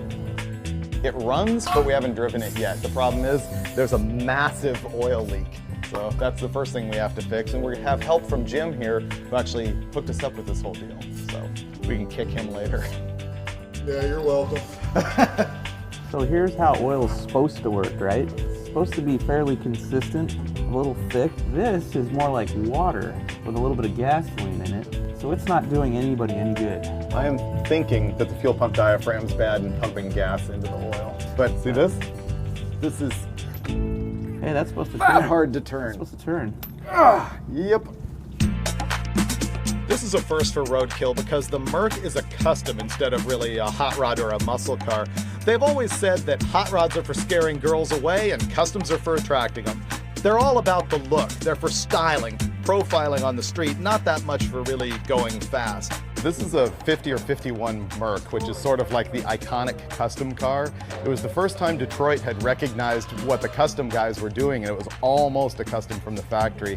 If you saw like American Graffiti, the Pharaohs, that's what they drove, is one of these. And this one has been customized. It's got the classic Packard tail lights, and this is like a 56 Chevy, I think, front bumper that's flipped upside down and put on the back with the overrider bar. So kind of traditional custom stuff, executed not that well. You never know really where to begin on something like this where you've never touched the car. You just start fixing junk, and the more you put hands and eyeballs on the car, and find even more. Looks like something we'd do. Oh no, I wouldn't do that. If we were on the side of the road, we would. You would have at least polished this. Yeah, use an Allen bolt, you know. Yeah. Remember we had that problem with the front wheels barely turning, like the brakes were locked up? It's got discs on the front, and I noticed that it has a drum brake master cylinder, which I know because both the reservoirs are the same size. I also know that a drum brake master cylinder has residual pressure valves in it, which are designed to hold just a little bit of brake fluid pressure in the line, but you can't have that on disc brakes. So we ordered a 72 Chevelle disc brake master cylinder, and Jim's throwing it on there right now. Jim was a huge help on the brakes along with Freiburger. I worked on the tune-up, and we thrashed on this thing all day long. There you go. Oh, nice! Airbags in the coil springs, booger weld extended to frame. There's the exhaust system that does a corkscrew and a half gainer over the rear axle. This thing was registered as a truck in Indiana in 2011. So Jack, the guy that owns this car, is way more legit than us because he registered it and insured it for our little trip here.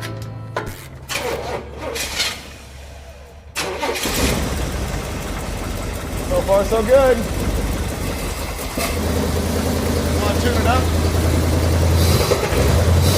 Ooh. Wait. Easy. Let it warm up. You want to put a light on it? Yeah. Well, it starts. Not running real good yet, but we're going to put a timing light on it and get the screwdriver out and try to get it running a little bit better. About 14, 16. Let's call it there. Okay. That's way better. Oh. Sweet. Might do a burnout. That's fixed. It was firing the ignition timing 8 degrees after top dead center. It actually wants to be about 16 before, so we set it up there, and the thing purrs. It's unbelievable. We actually wrapped up a bunch of stuff on the Merc in one day. We hopped in with the dog and with Gambino and took off to find out what disasters were going to await us next. Sounds spunky. It's way better. Oh, this is gonna take some getting used to. All right. I feel like I'm driving a land yacht right now. Cool. I give him 25 yards before he finds out if it does a burnout. heard a little squeak. Yeah. The windshield is not tall enough. All the dirt is flying out of the floorboards and into your eye. All right, ready for the brake test? Brake test. Yeah! Good, great. Not bad. Oh, wow. Yeah, A lot of dirt. We probably should have vacuumed the turds out of this. Yeah! There we go. Get some.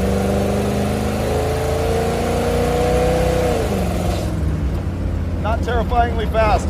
I'm calling that a 396. Even if it is a 454. Cop behind us? I don't want to look. No, no. Is there any chrome I can look in a reflection to see if he's behind us? No. From my peripheral vision. Oh. He's holding up his camera.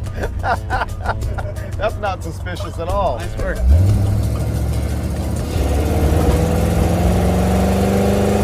Wow, that's gutless. Yeah. Turns out there was a cop sitting back there at the light, but we managed not to get pulled over and headed back to Gambino's one last time before hitting the road. Gambino asked us to sign the door, which is really cool because this is like his top heroes that come here to visit. Number one, Gene Winfield and Frank DeRosa Sr. And mine's missing something here. There you go. They'll know you were here. Yeah. While we were at Gambino's, I was posting some photos on Instagram, and there was a kid who recognized where we were, and he was right in the area at 16 years old with his first car, a 51 Pontiac. So before we hit the road in the Merc, we decided to cruise by his place and check it out. Cool. How long have you had it? A month and a half. Did you pinstripe it and everything? My uncle pinstriped it. Is this your very first car? Yeah, very first car. What do you have under the hood? 350. We're gonna get smoked. Yeah? And is it a stock front suspension? Yep. That's gotta be fun. And this is your mom's truck? Yeah. My car in high school wasn't nearly as cool as this one. I'm glad you're keeping the flame burning. Oh, don't forget your dog. Oh, dog. What? It's pissing on a smart car right now. Our dog? Well, your dog. Oh, dumb dog. Your neighbors are gonna hate us. Oh, she peed on her leash. Come here. I got the dog.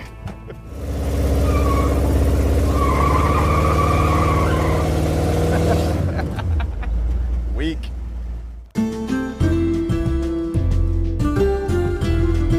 It's Sunday on Roadkill. Last night it was pretty funny. We actually stayed in a high-end hotel, and believe it or not, they did not allow dogs. So we went ahead and brought the dog inside. That went pretty well. Had to smuggle her back out this morning. Went to a gas station and made a major environmental hazard. Wow, that's hideous. That is going to be a trail of fire following us the whole way. Pretty good. We're only smoking a lot. Let's test out the sway bars. Everybody lean. Whoa. Can I get a GPS reading? Tell me how fast I'm going. I'll be driving by engine noise from now on. We have no tachometer or speedometer. Ooh, getting daring. I feel like we should be robbing a bank right now and then going surfing because we got no roof. The door is just a little high. Oh no, it's perfect. You gotta get that's gangster lean right there. It's just a little high though. That's the look. Because right now my arm's getting chafed on the plasma cutted door seam here. Well, maybe that's the actual problem. Yeah. This car's full of good intentions. Look at that. Really expensive wiring harness. Poorly installed. Big block Chevy, making a lot less power than a big block Chevy. You drove $200,000 or $300,000 at this thing? Mint. You'll have a $20,000 automobile. Well, we only had to drive 160 miles down to Paso Robles to deliver this car. The first hour of driving this thing actually went pretty well. And then it started to get really hot outside, and naturally, the car started to overheat. This thing is gonna puke. There's the air, Chuck. Where's the water? It's not puking. That scares me even more. We were freaking out at the gauge, like touching 250 when we would stop and going down the freeway at 230, which is way too hot. So we thought it was overheating. We cooled it off. Oh, well, there was water in it. Yep. Apparently it wasn't overheating. The gauge just sucks bad. We're gonna let it cool down a little bit more, get the cap off, fill it up with water, not crack the block because it's not overheating, and then hit the road again and ignore the gauge.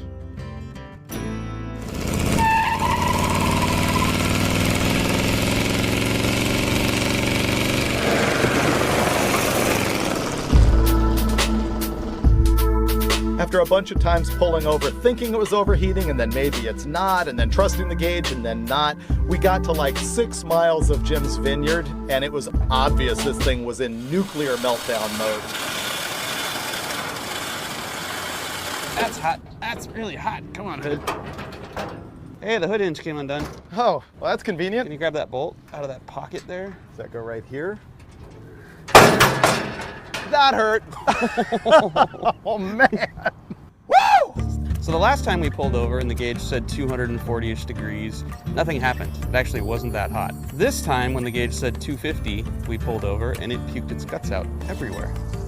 It's a good thing this is one of our shorter trips because this is gonna get real old real fast. We're only 6 miles from where we need to be. So what do? Oh, we do what we always do. Take the hood off. That's the obvious fix.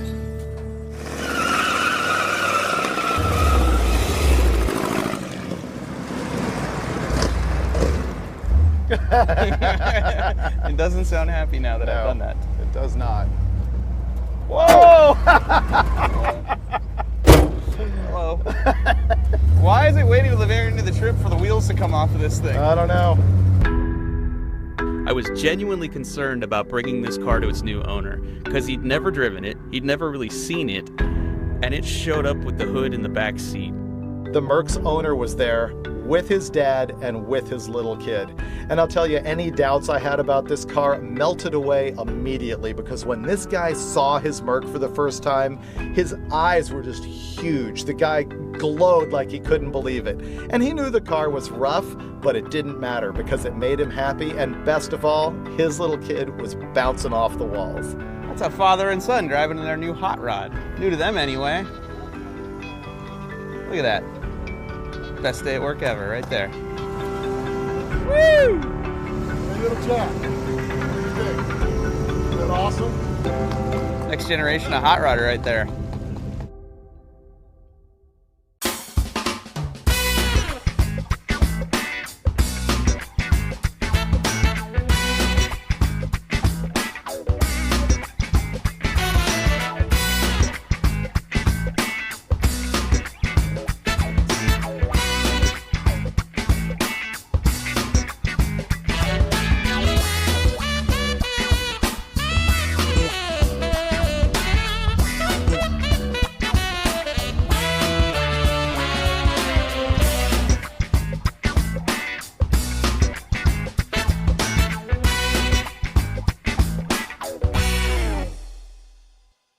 Count to 10, then come and find me. But be warned, I'm not the one who's hiding. Footsteps echo in the street. Shadows dancing, heartbeat heat. They're looking for me, eyes like knives. But I've been dodging fate all my life. Dropped a name, lit the fuse. Now they're out for blood and clues. Truth's a weapon, lies run deep. Welcome to my game of hide and seek. Run fast, breathe slow, never let the target know.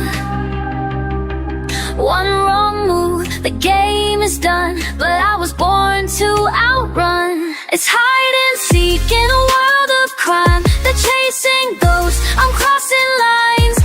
Every corner, every street. Got a secret under my feet. Can't trust faces, can't trust names.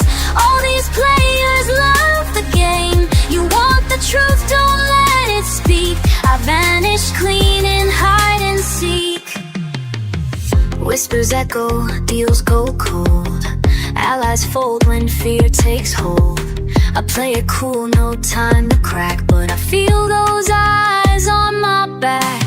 Fingerprint white, story tight. Disappear into the night. They think I'm prey, how weak, but I'm the hunter in hide and seek. Run fast, lie low, keep your secrets out of show. One wrong step, they pull the thread. But I stay 3 steps ahead. It's hide and seek in a world of crime. They're chasing ghosts, I'm crossing lines. Every corner, every street, got a secret under my feet.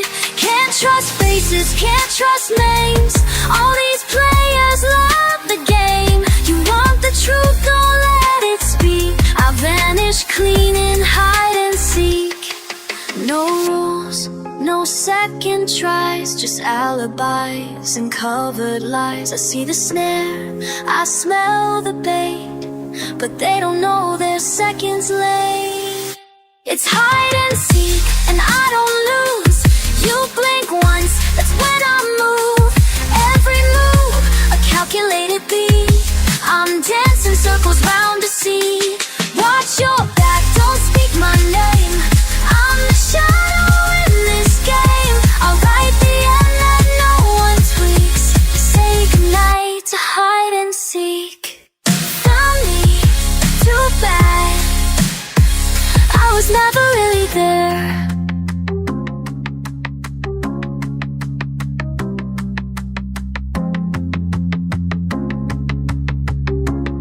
On this episode of Roadkill, exhaustive scientific research to discover who makes the best cop car, Chevy or Ford. We're gonna kick it off here at Santa Anita Park in Arcadia, California, also known as Paved Acres of Destruction.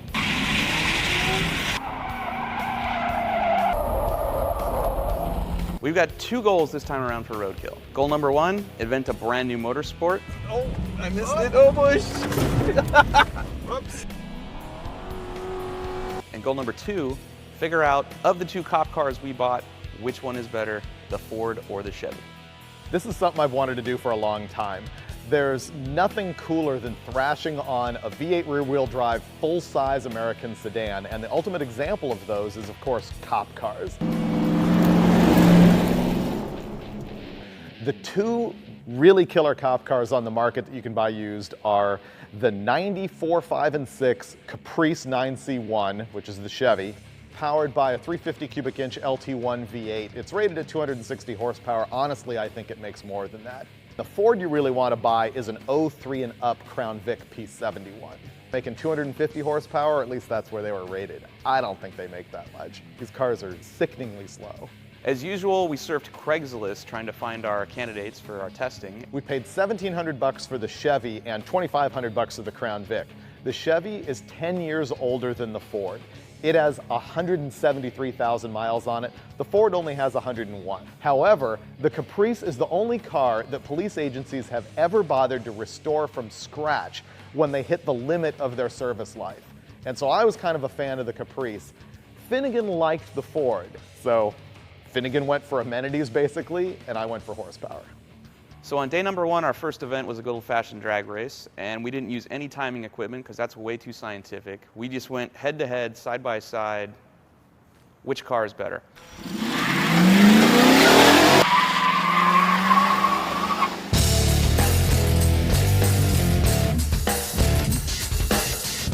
In the drag race, I predict complete dominance by the Caprice, no doubt.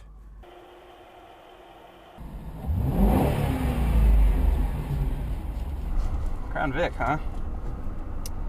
This car's got 101,000 miles of chasing perps. Are we gonna go on three? Well, on 3, 2, 1, on one? Okay, you count. 3, 2, 1. Oh!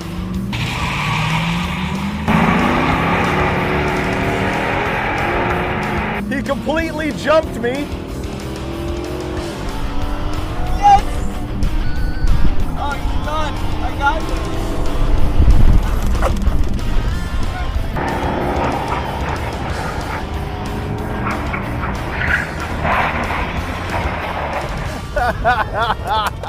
you. He chickened out. He thought he was going to run out of parking lot.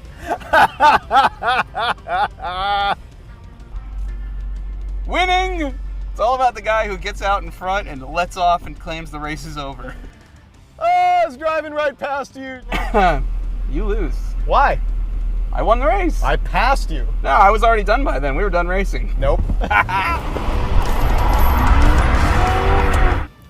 Yeah, we're professionals. In the first drag race, I'm really annoyed because the Crown Vic left on me. I'm in the Caprice, and honestly, it has so much power and such a destroyed posi that it is just laying wheel with one tire, and he gets out in front of me. But I wasn't that worried about it because after the Caprice hooked up, it just freight trained the Crown Vic. And we learned right away that the Crown Vic had a better hole shot, and when I wasn't cheating the start, the Caprice was quicker on the top end. I think we need to go again because he jumped me and I still passed him. I gotta figure out a new way to cheat real quick. This is weird. I've never been in the front seat of a cop car. It's like backwards. Okay, you want to do the count? Nah, you go ahead. 3, 2, 1.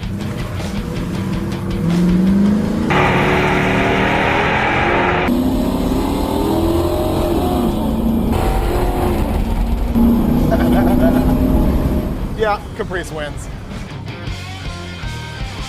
So in the second race, I had it figured out and the Caprice drove right past the Crown Vic. It's a way faster car. David kicked my butt, you know, once we went more than 400 or 500 feet.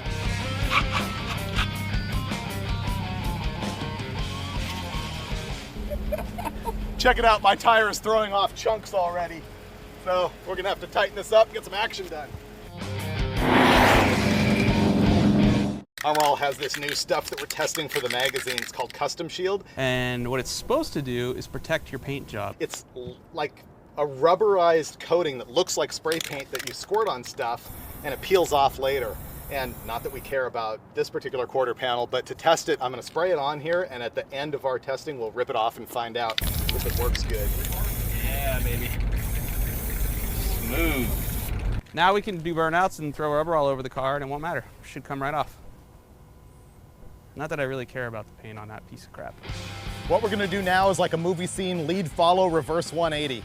Finnegan's gonna be pointing this way, I'm gonna be pointing this way. We're both gonna take off in the same direction, and I've gotta pull a Rockford and get through those garbage cans before he does. Then we're gonna switch it up and race the other way.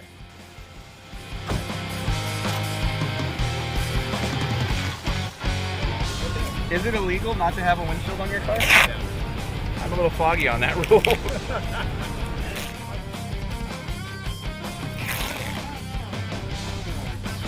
Word to your mother. Let's do this.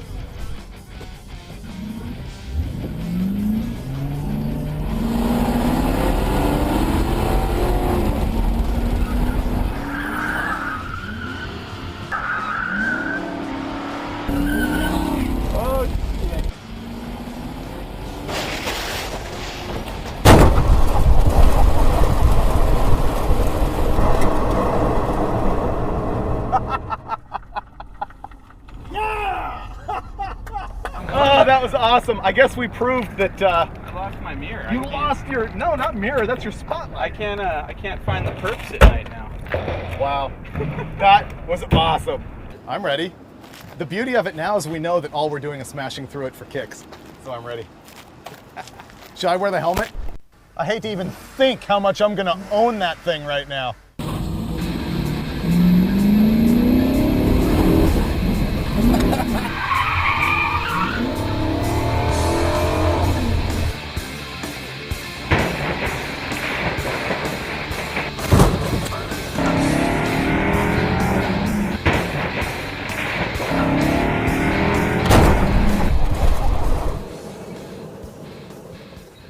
I might have broken my windshield.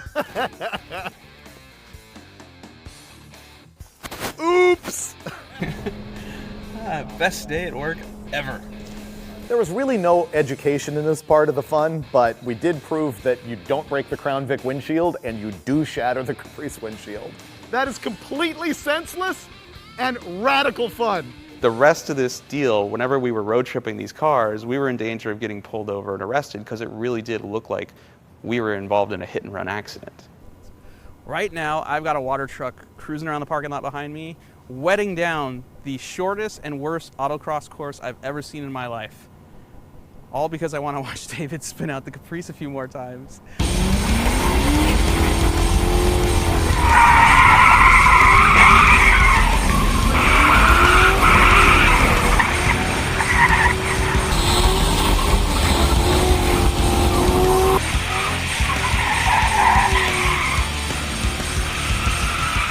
By the end of the day, it had just turned into mayhem and we were destroying these cars for no reason, drifting them around, doing donuts. And the left rear tire of the Caprice got so bad, it was flinging cords everywhere. I get in the Caprice and the tires are shredded already. There's very little left. They look like balloons. There's fuzzies hanging off the side. And I only drifted this car in front of the camera twice before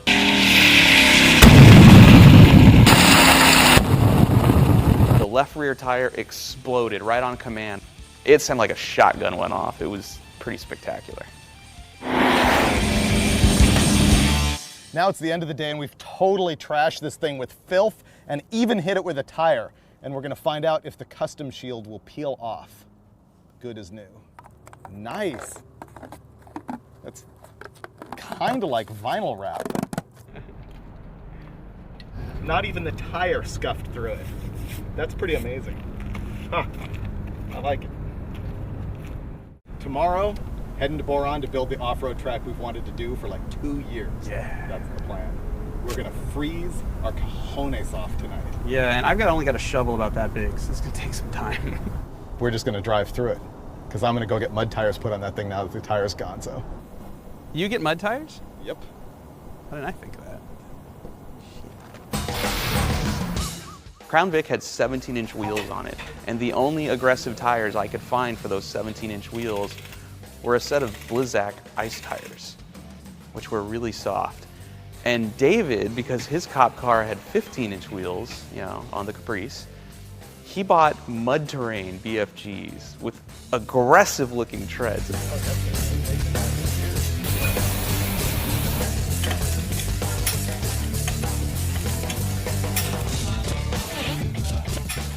This thing looked like it belonged in a Mad Max movie if it had, you know, a blower with a switch on it. Check it out, it's perfect. I wish they were wider. They do have kind of that pizza cutter look to them, but they're aggressive. I've literally got like skateboard wheels on my car right now, but you're still driving the Capiche.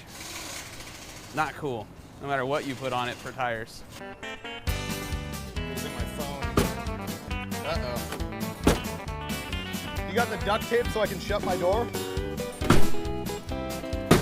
Wow, it's hashed.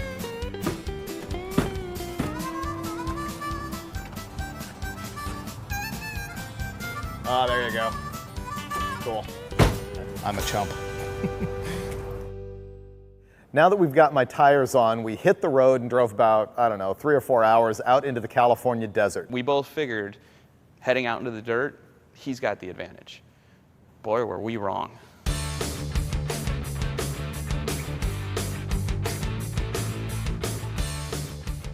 It's getting cold because we're climbing out of LA County into the high desert here, and we're going to someplace special, a spot every grown man should go in their entire lives, and that's the middle of nowhere.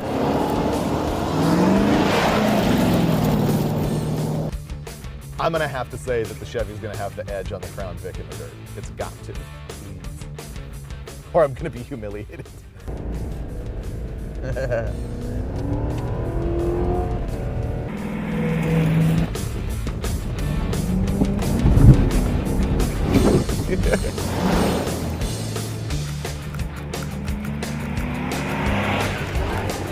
I could see nothing other than his taillights. I'm driving in dust. I'm just trusting him. How's that 200 horsepower treating you?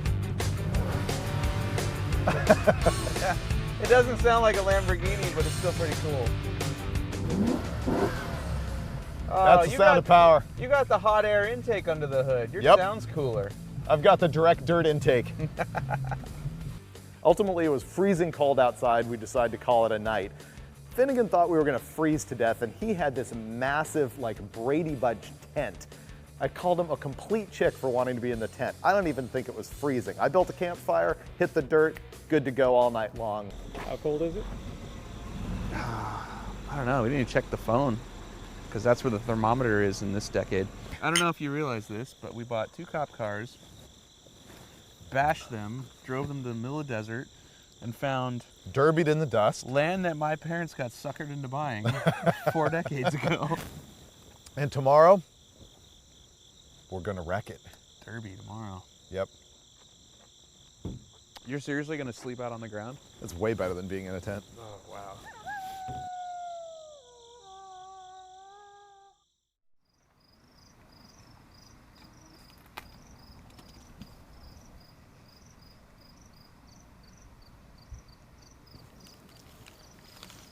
I think David slept by the fire. Did he like roll into it and kill himself?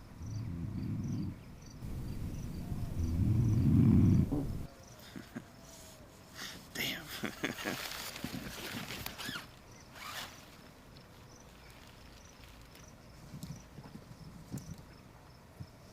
Stop snoring. No.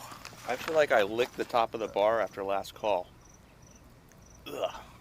My teeth feel like carpet. When we woke up in the morning, the first challenge was to find where Finnegan's property actually was.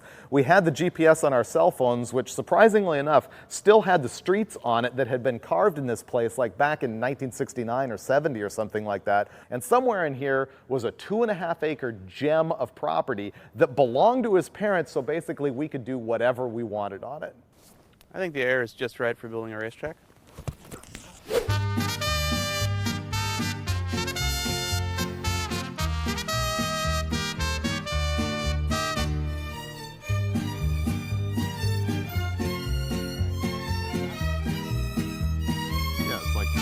That way. It's right here, right? So this 2.4 acres is all yours. all mine! You're going to inherit that someday. We're building a dirt track and we're inventing our own off-road racing series. A dirt-ripping, thrashing course to put these two cop cars to the test. There's a big S. Yeah, for sure. That connects back out to here. Yeah, we're totally in agreement. So how do you want to make that? You want to just hop in a car and... Let's just drive it. This is going to be fun. How long before one of us gets hopelessly high-centered on something? Once we found the right property, the first thing we did is both hopped in the Crown Vic to go and plot a racetrack. Yeah. This trunk is garbage, right? Jump on it. Nope.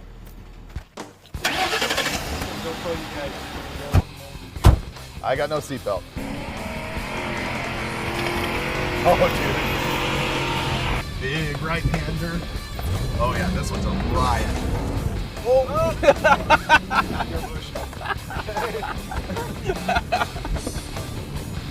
Wow.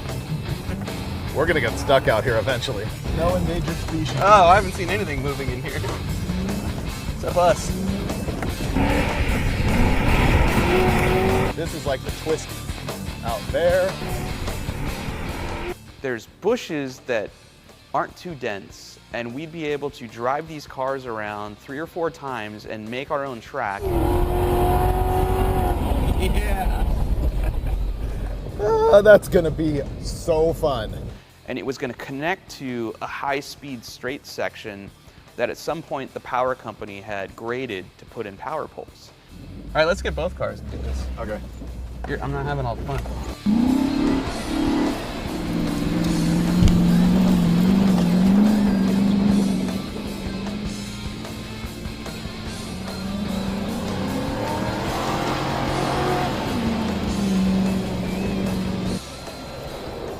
For the Caprice, I had found these really cool BFG mud terrains in a small size that would fit the passenger car. And I got them because they were tough, and I thought we were going to be dealing with a rocky terrain. It turned out to be pure silt.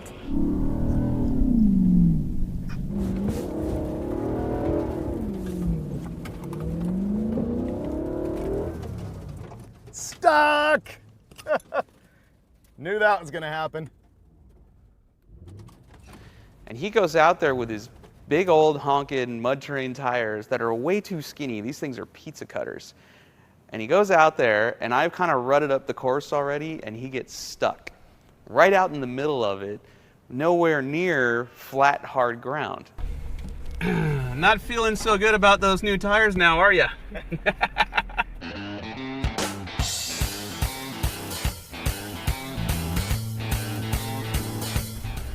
This is the part where I get stuck. It's gonna need some snap. You might want to give it more distance than that. I'm not even a Ford guy, but really, There's no denying the Crown Victoria is kicking the crap out of the Capiche. He's so far out in the course that when I drive out, I have to leave the safety of flat, hard-packed dirt and go onto the silty stuff to try and yank him out. I give it a decent yank. He starts coming up over this berm.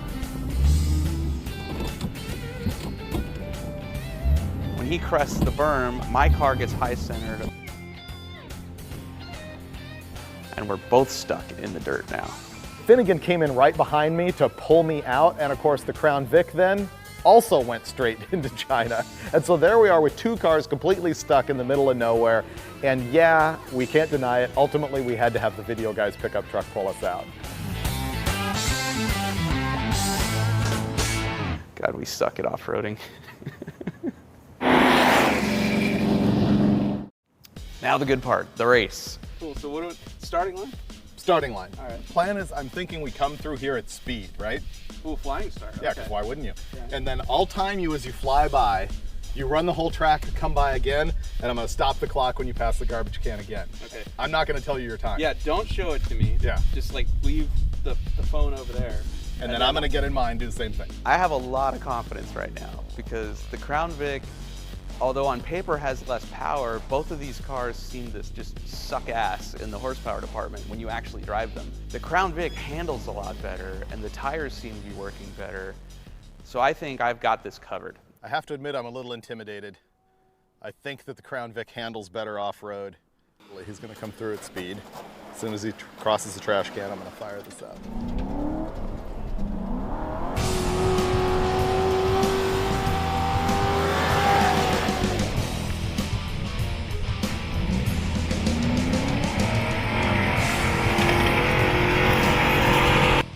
You can just see him digging in. There's more dirt in the sky than on the ground.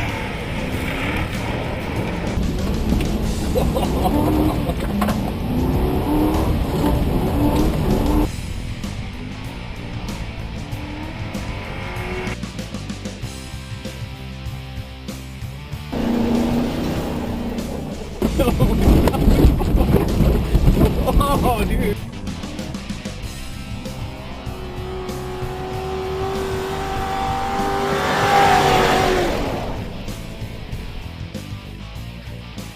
Right now he's like at 1.5 minutes, so it's a pretty long course.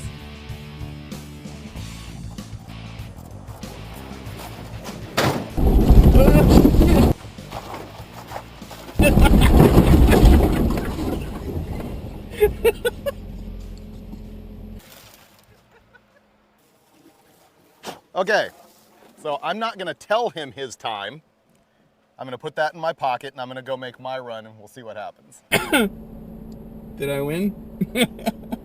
Now it was my turn, and I knew I was only gonna get him in the straightaways. He was sloppy out there. I'm gonna show skill. Go, starting the timer.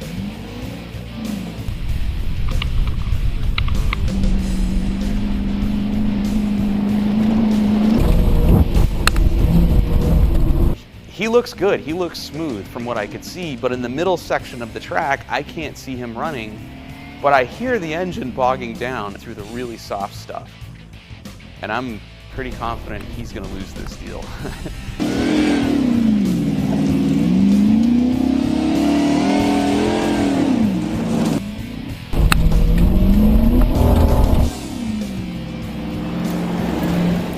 The question is, does he have the nuts to come through here wide open at the end of the race and stay in it, knowing there's a Crown Vic right there, his car's fishtailing, and he could die or have an airbag in the face. Oh my God, that thing's huge. Come on, you hunk of junk.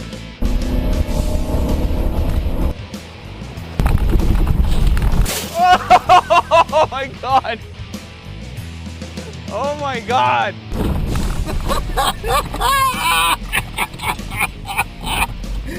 Woo! He's going through the finish line and then braking and pitching the car sideways out in the desert. And it's fast. I have no idea how you did, because I don't know how I did, but I will give you this. You stayed in it almost all the way to here and damn near took out the back end of my car, man. That was awesome. At this point, I thought there was a chance that I had beat him with raw horsepower and top end speed, but... Okay, ready? I'll show you mine if you show me yours. Okay. Oh, winning! By, what was that, 3 You won by, seconds? not quite. Oh. What is it? 145.2 for you and 148.5 Over for 3 me. seconds. Yeah, 3.3 seconds. The phones turn around and I look and I realize I've whooped his ass by 3 seconds. And it's really not that I've whooped his ass, it's the Crown Vic has whooped the Caprice's ass badly. Well, in fact, what we did was pretty unscientific, but we did spend a couple of days thrashing really hard on the Ford and Chevy cop cars, and it did teach me a lot. The Chevys are really more collectible. They're more valuable. They made them for only 3 years instead of for a full run like the Crown Vic. For an enthusiast, they're a really good car. Bone stock, they're really fast. You can also go with the Crown Vic, which is going to be way easier to find these days. It has a far more modern suspension system. The motor sucks a lot in comparison to the Chevy though, so kind of pick your poison. You want the better handling car, newer, more comfortable, looks a little bit cooler, you get the Ford. I came into this whole deal truly with my heart behind a Caprice, not because I'm really a Chevy guy, but because I knew it had way more horsepower and I knew it was way faster. You were into it. I was completely into it, and I'm walking away needing to have a Crown Vic. At the end of the day then, we're gonna claim a win on the Crown Vic, right? Yeah, Crown Vic's the winner. Sorry, Chevy guys. Yep. You lose.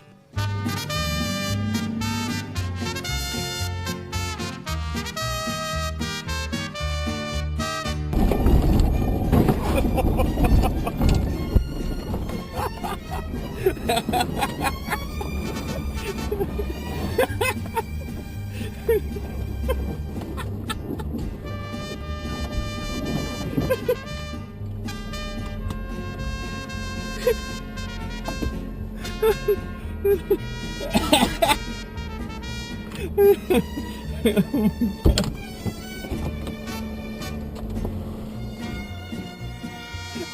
ha!